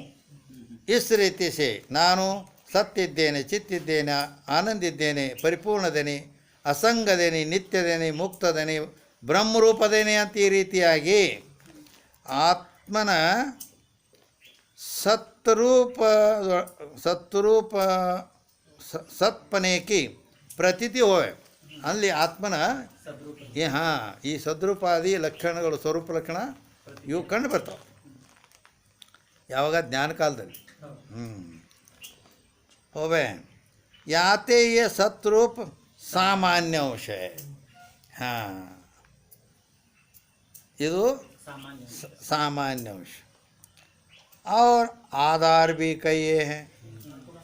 ಅದು ಆಧಾರನು ಅಂತಾರೆ.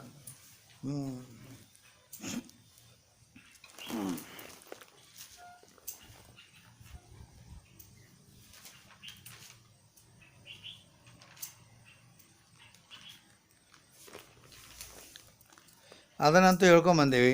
ಇದು ಆಧಾರದ ಮುಂದೆ ಹೇಳ್ತೀನಿ. ಹಾಂ, ಆಧಾರ ಅಲ್ಲಿ ಹಿಂದೆ ಹೇಳಿದ್ರಲ್ಲ, ಆಧಾರ ಮುಂದೆ ಬರ್ತಾ ಅಲ್ಲಿ ಹೇಳ್ತೀನಿ ಅಂತ ಹೇಳಿದ್ರಲ್ಲ ವಿಶ್ಲೇಷಣೆ. ಆಧಾರ ಇಲ್ಲಿ ಹೋದ ಇದ್ರ ಬಂದಾಗ ಫಸ್ಟ್ ಸ್ಟಾರ್ಟಿಂಗ್ ರೀ ಆಧಾರ ಬಂದಿದ್ದಲ್ರಿ, ಇಲ್ಲಿ ಮುಂದೆ ಬರ್ತಾ ಹೇಳ್ತೀನಿ ಅಂತ ಹೇಳಿದ್ರೆ ಅದ್ರ ಬಗ್ಗೆ ಇಲ್ಲ ಇಲ್ಲ ಅದು ಬೇರೆ ಆಧಾರ ಅಲ್ಲ.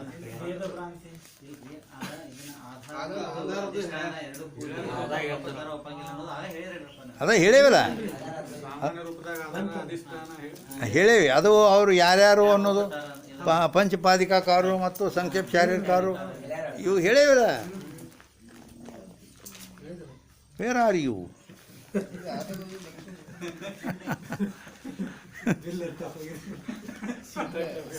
ಅಲ್ಲಿ ರಾಮಾಯಣ ನಡೆದಿತ್ತು. ಬೆಳತನ ರಾಮಾಯಣ ನಾಟಕ ನೋಡಿದರು. ಮುಂದೆ ಮುಗೀತು. ಎದ್ದು ಹೋಗುವಾಗ ಒಬ್ಬ ಕೇಳ್ದ, ಆ ಸೀತಾ ಇದ್ದಳಲ್ಲ ರಾಮಗೆ ಏನಾಗ್ಬೇಕು ಕೇಳಿ.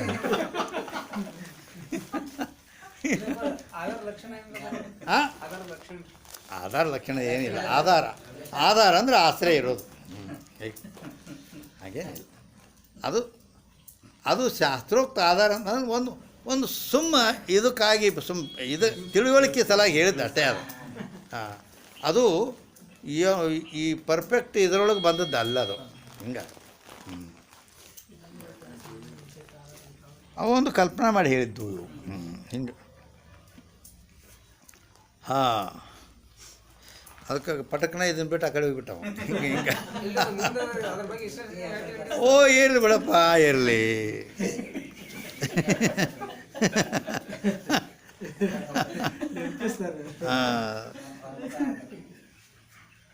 ಹಾಂ, ಆಧಾರ भी कहिए. ಇನ್ನು ಎರಡನೇದು चेतन आनंद असंग अद्वितीयपने से आदि लेके जो आत्मा के विशेषण है. ಈಗ ಸತ್ತದ ಬಗ್ಗೆ ಅಂತೂ ಅದು ಸಾಮಾನ್ಯ ಅಂಶ, ಅದಕ್ಕೆ ಆಧಾರ ಅಂತ ಹೇಳ್ಕೊಂಬಂದಿವಿ. ಆದರೆ ಇನ್ನು ಉಳಿದು ಅದಾವಲ್ಲ, ಚೈತನ್ಯ, ಆನಂದ, ಅಸಂಗ, ಅದ್ವಿತೀಯ ಮೊದಲಾದ ಆತ್ಮನ ಸ್ವರೂಪ ಲಕ್ಷಣಗಳು ವಿಶೇಷಣಗಳು ಅವು ಮತ್ತು ವಿಧೇಯ ವಿಶೇಷಣ ನಿಷೇಧ ವಿಶೇಷಣ ಹೀಗೆಲ್ಲ ಅವು ಹತ್ತು ಹಿಂಗೆಲ್ಲ ಅದಾವೆ. ಇವು ಆತ್ಮಕ್ಕೆ ವಿಶೇಷಣ ಸೋ ವಿಶೇಷ ಅಂಶ ಕೈಯೇ ಅವಕ್ಕೇನಂತಾರೆ ಅಂದ್ರೆ ವಿಶೇಷ ಈಗ ವಿಶೇಷ ಅಂಶ ಅವು. ಸತ್ ಅನ್ನೋದು ಸಾಮಾನ್ಯ ಅಂಶ, ಉಳಿದು ಎಲ್ಲ ವಿಶೇಷ ವಿಶೇಷ ಅಂಶ. ಹಿಂಗೆ ಅವಕ್ಕರ ಜ್ಞಾನ ಆಯ್ತಂದ್ರೆ ಬಗೆಹರಿತು. ಹಿಂಗದ ಅಧಿಷ್ಠಾನ ಜ್ಞಾನ ಅದು.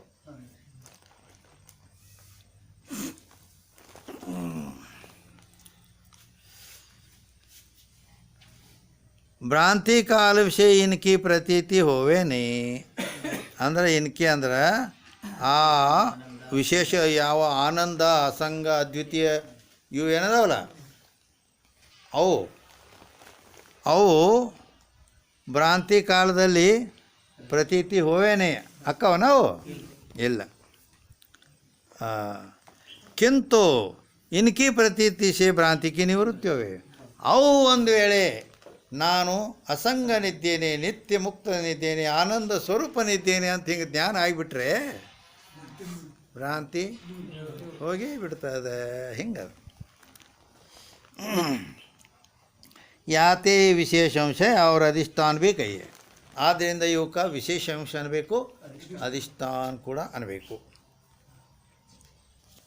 ಅಂದ್ರೆ ಅಲ್ಲಿ ದೃಷ್ಟಾಂತದಿಂದ ಸಿದ್ಧ ಮಾಡಿದರು, ಇದು ಸಿದ್ಧಾಂತದಲ್ಲಿ ಸಿದ್ಧಾಂತ. ಹಿಂಗೆ ಇನ್ನು ತೀನ್ ಅವಸ್ಥಾರೂಪ ಪ್ರಪಂಚ, ಈ ಮೂರು ಅವಸ್ಥೆಗಳೆಂಬ ಪ್ರಪಂಚ ಕಲ್ಪಿತ ವಿಶೇಷಾಂಶ ಕೈಯೇ. ಅಲ್ಲಿ ಅದೇ ಕಲ್ಪಿತ ವಿಶೇಷಾಂಶ ಏನು, ಅವು ಭ್ರಾಂತಿ ವಸ್ತುಗಳು ಅವೇ ಕಲ್ಪಿತ ವಿಶೇಷಾಂಶ ಇದ್ದು. ರಜತಾದಿಗಳು ಅವು ಕಲ್ಪಿತ ವಿಶೇಷ, ಹೌದಲ್ಲ? ಅದಕ್ಕಾಗಿ ಈ ರೀತಿ ಈ ತೀನ್ ಅಂಶ ರೂಪ ಮೂರು ಅಂಶಗಳೆಂಬ ಈ ಪ್ರಪಂಚ ಏನು ಸ್ಥೂಲ ಸೂಕ್ಷ್ಮಕ ಇದು ಈ ಸ್ವಪ್ನ ಜಾಗ್ರತ ಸುಸುಪ್ತಿ ಅನ್ನೋ ಅದಾವಲ್ಲ ಇವು ಅಂಥೇಳಿನ ಇದರಲ್ಲಿ ಮಾಂಡುಕ್ಯ ಉಪನಿಷತ್ತಿನಲ್ಲಿ ಈ ಮೂರು ಅವಸ್ಥೆಗಳನ್ನು ಹೇಳ್ತಾ ಬಂದಿದ್ದಾರೆ. ಅದಕ್ಕೆ ಅಲ್ಲಿ ಇವು ಸಹಜವಾಗಿ ತಾನೇ ಪ್ರಾಪ್ತಿಯಾಗತಕ್ಕಂಥವು, ಇವು ಪ್ರಯತ್ನ ಮಾಡಲಾರ್ದೇನ ತಾನೇ ಬರ್ತಿರ್ತಾವು ತಿಳಿತಾ. ಆದರೆ ನಾವು ಪ್ರಯತ್ನದಿಂದ ಸಾಧಿಸುವ ಅದು ಜಾಗ್ರ ಸ್ವಪ್ನ ಸುಸುಪ್ತಿ ತೂರ್ಯ ಹಿಂಗೆ ಅಲ್ಲಿ ಚತುರ್ಥ ನಾಲ್ಕನೇದು ಅಂಥೇಳಿ ಅಲ್ಲಿ ಸಾಧಿಸಿ ಅದರ ಮ್ಯಾಲೆ ಶಂಕರಾಚಾರ್ಯರ ಗುರುಗಳಾದ ಗೋವಿಂದ ಪಾದರ ಗುರುಗಳಾದ ಅಂದ್ರೆ ಶಂಕರಾಚಾರ್ಯರ ಗುರುವಿನ ಗುರು ಪರಮಗುರು ಗೌಡಪಾದಾಚಾರ್ಯರು ಅಂತ ಹೋಗ್ಯಾರ. ಅವರು ಕಾರಿಕಾ ಬರ್ದಾರ ಅದರ ಮೇಲೆ, ಮಾಂಡುಕ್ಯ ಉಪನಿಷತ್ತಿನ ಮೇಲೆ ಕಾರಿಕಾ ಇಟ್ಟು ಸಣ್ಣದೈತಿ, ಒಂದು 12-14 ಮಂತ್ರ ಅಷ್ಟೇ ಅದಾವೆ. ಅದರ ಮೇಲೆ ಕಂಡಾಪಟ್ಟಿ ವಿಸ್ತಾರ ಇದು ಬರೆದ್ಬಿಟ್ಟಾರ ಅವರು, 3-4 ಭಾಗ ಮಾಡಿ ಕಾರಿಕಾ ಥರ ಅದಕ್ಕೆ. ಅಲ್ಲಿ ಪೂರಾ ಜಗತ್ತು ಇಲ್ಲ ಅನ್ನೋದು ಸಿದ್ಧ ಮಾಡಿ ತೋರಿಸ್ಯಾರ ಅವರು. ಹಿಂಗೈತೆ ಅದು 3 ಅವಸ್ಥೆ ಹಿಡ್ಕೊಂಡು ಹೋಗೈತೆ ಅಲ್ಲಿ. ಅದಕ್ಕೆ ಅದನ್ನ ಹಿಂಗೆ ಅಲ್ಲಿ ಮುಂದೆ ಎಲ್ಲ ಇಲ್ಲಿ 3 ಅವಸ್ಥೆಗಳೊಡನೆ ಇದು ಜೋಡಿಸ್ಬಿಟ್ಟಾರ ಅವರು. ಜಾಗ್ರ ಸ್ವಪ್ನ ಸುಸುಪ್ತಿ 3 ಅವಸ್ಥೆ, 3 ಜೀವರು, 3 ಅಭಿಮಾನಿಗಳು, ವಿಶ್ವ ತೇಜಸ್ ಪ್ರಾಜ್ಞೆ, ಇವರು ಕೂಡ ಮತ್ತು ಆ ಪರಮಾತ್ಮನ ವಿರಾಟ್ ಹಿರಣ್ಯಗರ್ಭ ವ್ಯಾಕೃತ ವೈಶ್ವಾನರ ಸೂತ್ರಾತ್ಮ ಅಂತರ್ಯಾಮಿ ಅಂತ ಆ ಈಶ್ವರನ ಅಂದರೆ ಸಮಷ್ಟಿ ವ್ಯಷ್ಟಿ ಹೀಗೆಲ್ಲ ಕೂಡ್ಕೊಂಡು ಓಂಕಾರದ ಮಾತ್ರೆಗಳು ಅಕಾರ ಉಕಾರ ಮಕಾರ, ಆಮೇಲೆ ಅಮಾತ್ರ ಅಂಥೇಳಿ ಹಿಂಗೆ ಹೇಳಿ ಈ ಜಾಗ್ರ ಸ್ವಪ್ನ ಸುಸುಪ್ತಿ ಇವ್ರ ದಾಟಿ ತೂರ್ಯ ಚತುರ್ಥಿ ಅವು ಯಾವ ಸಾಕ್ಷಿ ಹಿಂಗೆ ಮಾಡಿ ಅದನ್ನು ಎಲ್ಲ ಕಳೆದು ಈ ಎಲ್ಲ ತೆಗೆದು ಬರೀ ಸರ್ವಂ ಕಲ್ವಿದಂ ಬ್ರಹ್ಮಕ್ಕೆ ಹೋಗಿ ನಿಂತ್ಬಿಡ್ತೈತೆ ಅದು ಹೆಂಗೈತಿ ಹಾಂ ಈ ಮೂರು ಅವಸ್ಥೆ ಹಿಡ್ಕೊಂಡು ಹೋಗ್ಬಿಟ್ಟಾರ ಅಲ್ಲಿ ಅಂದರೆ ಇವು ಎಲ್ಲ ಅಲ್ಲಗಳೆಯೋದ ಇವು ಇಂಥ ಅದಕ್ಕೆ ಅದನ್ನು ಸಾಧಿಸ್ಬೇಕು, ಅದು ಪ್ರಯತ್ನದಿಂದ. ಹಾಂ, ಈ ಮೂರು ಅವಸ್ಥೆ ಅಂತೂ ಸಹಜ ಬರ್ತಾವೆ ಹೋಗ್ತಾವೆ. ನಾವು ನಾಲ್ಕನೇ ತೂರ್ಯ ಅವಸ್ಥೆಯನ್ನು ಪ್ರಯತ್ನದಿಂದ ಸಾಧಿಸಬೇಕದು. ಆತ್ಮನ ಅನುಸಂಧಾನದಿಂದ ಬರ್ತೈತೆ ಅದು. ಹೆಂಗದ ಅದೇ ಮುಂದೆ ಹೋಗಿ ಸಮಾಧಿನೂ ಆಕ್ಕೈತಿ. ಹಿಂಗೆ ಸವಿಕಲ್ಪ ಸಮಾಧಿ, ಆಮೇಲೆ ನಿರ್ವಿಕಲ್ಪ ಸಮಾಧಿ, ಹಿಂಗಾಗಿ ಆಕ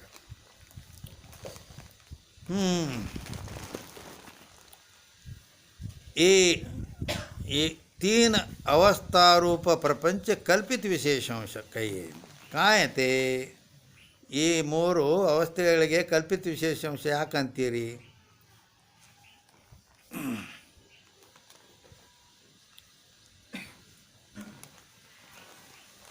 ಅಂದರೆ ಪ್ರಪಂಚ, ಇಲ್ಲಿ ಪ್ರಪಂಚ ಅಂತ ಬರ್ತಲ್ಲ, ಪ್ರಪಂಚ ಅಂದರೆ ಏನು ಅಂದರೆ ವ್ಯಷ್ಟಿ ಸಮಷ್ಟಿ स्थूल सूक्ष्म कारण देह और तिनकी अवस्था और धर्म, ये सब प्रपंच है. ಪ್ರಪಂಚ ಅಂದರೆ ಇಷ್ಟೆಲ್ಲ ಬಂದ್ಬಿಟ್ಟು ಅದ್ರಾಗ ಹಿಂಗೆ ಇವು ಎಲ್ಲ ಕಲ್ಪಿತದವು. ಅದು ಬರೀ ವ್ಯಷ್ಟಿ ಅಲ್ಲ, ಹಾಂ, ಸಮಷ್ಟಿ ಈಶ್ವರನ ಬಗ್ಗೆನೂ ಕೂಡ. ಹಾಂ, ಮತ್ತು ಎಲ್ಲ ಜೀವ ಈಶ್ವರ ಎಲ್ಲ ಕಲ್ಪಿತದವು. ಹಾಂ, ಅದು ಈ ಮಂಗಲಾಚರಣೆ ಮಾಡುವಾಗ ವಿಚಾರ ಸಾಗರದಲ್ಲಿ ಹೇಳ್ತಾರೆ ಅವರು, ಅಲ್ಲ ಕಮ್ಸೆ ಕಮ್ ಮಂಗಲಾಚರಣೆದೊಳಗೆ ಆ ಶಿವನ ಮಂಗಲಾಚರಣೆ ಮಾಡಬೇಕಾ ಇಲ್ಲ ಅತ್ತ ಶಂಕ ಮಾಡಿದ್ರೆ ಅದು ಕೇಳ್ತಾರೆ. ಜಾ ಕೃಪಾಲು ಸರ್ವಜ್ಞಕೋ ಹಿ ಧಾರತ ಮುನಿ ಧ್ಯಾನ್ ತಾಕು ಹೋತ ಉಪಾಧಿತೈ ಮೋಮೈ ಮಿಥ್ಯಾಭಾನ್. ಯಾವ ಈಶ್ವರನನ್ನು ಮಂಗಲಾಚರಣದಲ್ಲಿ ಸ್ಮರಣೆ ಮಾಡ್ಬೇಕಂತ ನೀ ಹೇಳ್ತೀಯಲ್ಲ, ಆ ಈಶ್ವರ ನನ್ನ ಆತ್ಮ ಸಮುದ್ರದಲ್ಲಿ ಸರ್ವಜ್ಞ ಏನದಾನ ಮುನಿ ಧ್ಯಾನ. ಮುನಿಗಳು ಯಾವನನ್ನು ಧ್ಯಾನಿಸುತ್ತಾರೆಯೋ ಆ ಈಶ್ವರ ಹೋತ ಉಪಾದಿತೆ ಮಾಯಾ ಉಪಾದಿಯಿಂದ ಕೂಡ್ಕೊಂಡಾನ. ಆದ್ದರಿಂದ ನನ್ನ ಸ್ವರೂಪದಲ್ಲಿ ಮೋಮೈ ಮಿಥ್ಯಾಭಾನ, ಅವು ಮಿಥ್ಯವಾಗಿ ತೋರಿ, ಅದು ಕಲ್ಪಿತ ವಿಶೇಷದ ಅಂಶಗ ಜೋಡಿಸಿಬಿಟ್ಟೇನೆ ಅವನ್ನ ಅಂತ ಹೇಳ್ತಾನೆ. ಹಿಂಗದ ಅದಕ್ಕೆ ಎಲ್ಲ ಅಳದು ಹೋಗ್ತೈತಿ. ಹಿಂಗೆ ಪರಂತು ದಿಲ್ಲಿ ದೂರ ಹೈ.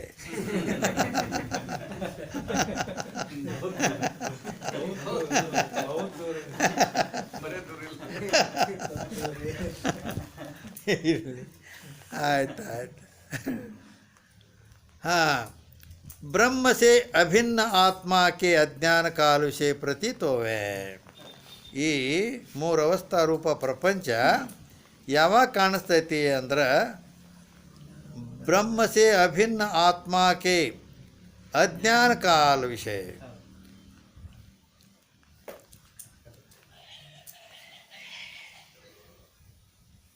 ಅಂದ್ರೆ ಬ್ರಹ್ಮದೊಡನೆ ಈ ಆತ್ಮ ಅಭಿನ್ನನಾಗಿದ್ದಾನೆ ಅನ್ನೋದು ಅಜ್ಞಾನ ಕಾಲ, ಅಂದ್ರೆ ಗೊತ್ತಿಲ್ಲದಾಗ, ಹಿಂಗೆ ತಿಳಿದಿಲ್ಲ ಅಂದ್ರೆ ಆ ನಾ ಬ್ಯಾರೆ ಆ ಬ್ರಹ್ಮ ಬ್ಯಾರೆ ಹಿಂಗಿದ್ದ ಕಾಲದಾಗ ಆವಾಗ ಈ ರೀತಿ ಅಭಿನ್ನ ಆತ್ಮಕ್ಕೆ ಅಜ್ಞಾನ ಕಾಲ ವಿಷಯ ಪ್ರತೀತಿ ಏನು ಪ್ರತೀತಿ ಆಗ್ತಾವೆ? ಈ ಮೂರು ಅವಸ್ಥೆ ರೂಪ ಇದೇನು ಪ್ರಪಂಚ, ಇದು ವ್ಯಷ್ಟಿ ಆಗಲಿ ಸಮಷ್ಟಿ ಆಗಲಿ ಆವಾಗ ತೋರ್ತೈತಿ ಇದೆಲ್ಲ. ಹಿಂಗೈತಿ.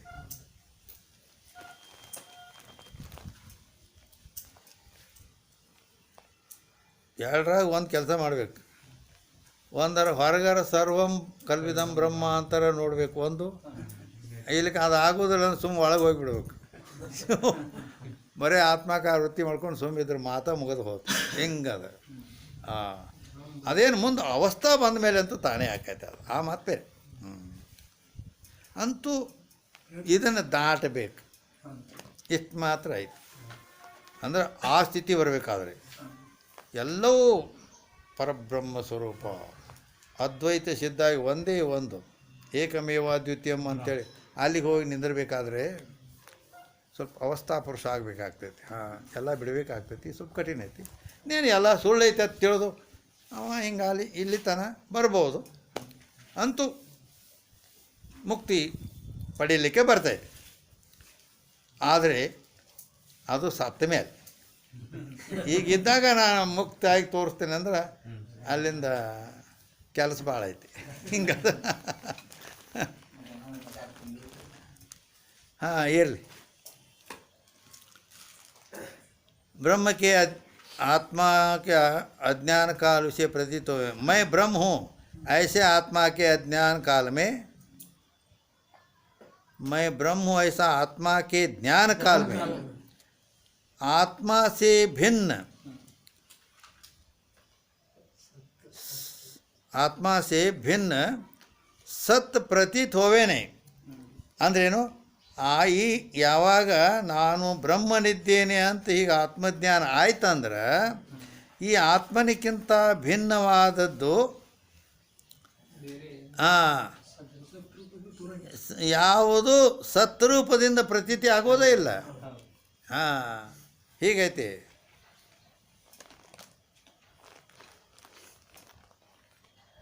याते ये तीन अवस्था रूप प्रपंच कल्पित विशेषांश है और भ्रांति भी कई हैं. ಆದ್ದರಿಂದ ಈ ಮೂರು ಅವಸ್ಥಾರೂಪ ಪ್ರಪಂಚ ಇದು ಕಲ್ಪಿತ ವಿಶೇಷಾಂಶ ಐತಿ.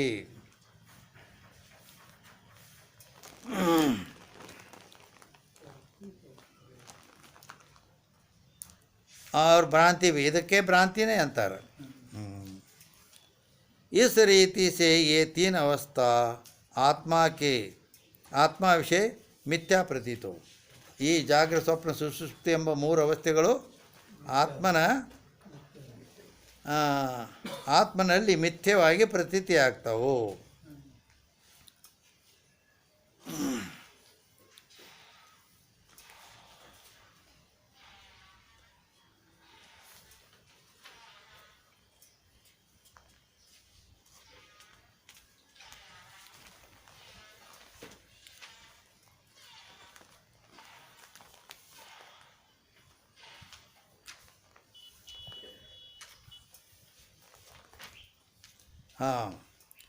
ಇನ್ನು 126ನೇ ಪ್ರಶ್ನೆ. आत्म विषय मिथ्या प्रपंच की प्रतीति में अन्य दृष्टांत कौन से हैं? ಈ ಆತ್ಮನಲ್ಲಿ ಮಿಥ್ಯಾ ಪ್ರಪಂಚದ ಪ್ರತೀತಿ ಅಂದ್ರೆ ತೋರ್ತೈತಲ್ಲ, ಇದರಲ್ಲಿ ಮತ್ತೊಂದು ಬೇರೆ ದೃಷ್ಟಾಂತ ಏನಾರ ಐತೇನು ಅಂತ ಕೇಳಿದ.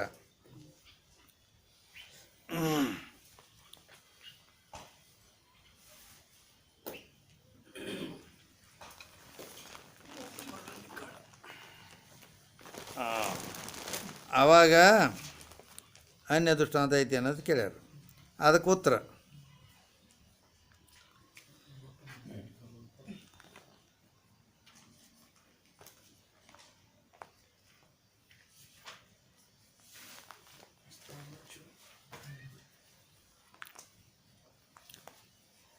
जैसे स्थाणु विषय पुरुष प्रतीत होवे.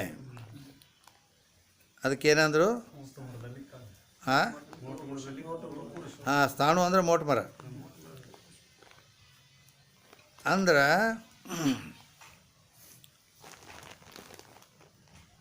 ಆತ್ಮನಲ್ಲಿ ಮಿಥ್ಯಾ ಪ್ರಪಂಚದ ಪ್ರತೀತಿಯಲ್ಲಿ ಬೇರೆ ದೃಷ್ಟಾಂತ ಯಾವುದಾದ್ರೂ ಐತೇನು ಅಂತ ಕೇಳ್ಯಾನ.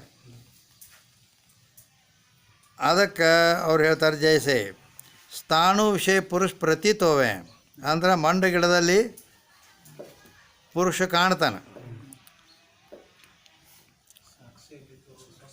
ಇದು ಒಂದು ಕೊಟ್ರ ರಗಡದವು. ಹಾಂ,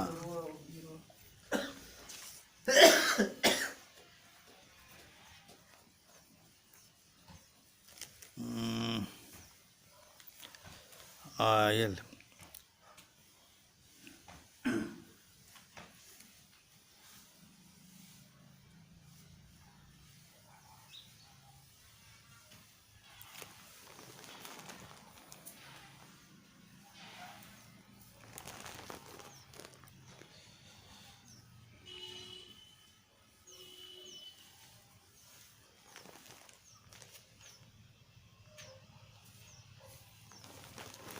ಇರ್ತಾಯಿತ್ತು ಇವತ್ತು ಯಾಕೋ ಜರ ಇದು ಇಲ್ಲ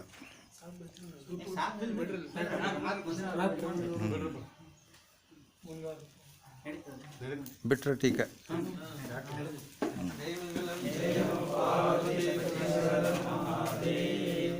ಸದ್ಗುರುನಾಥ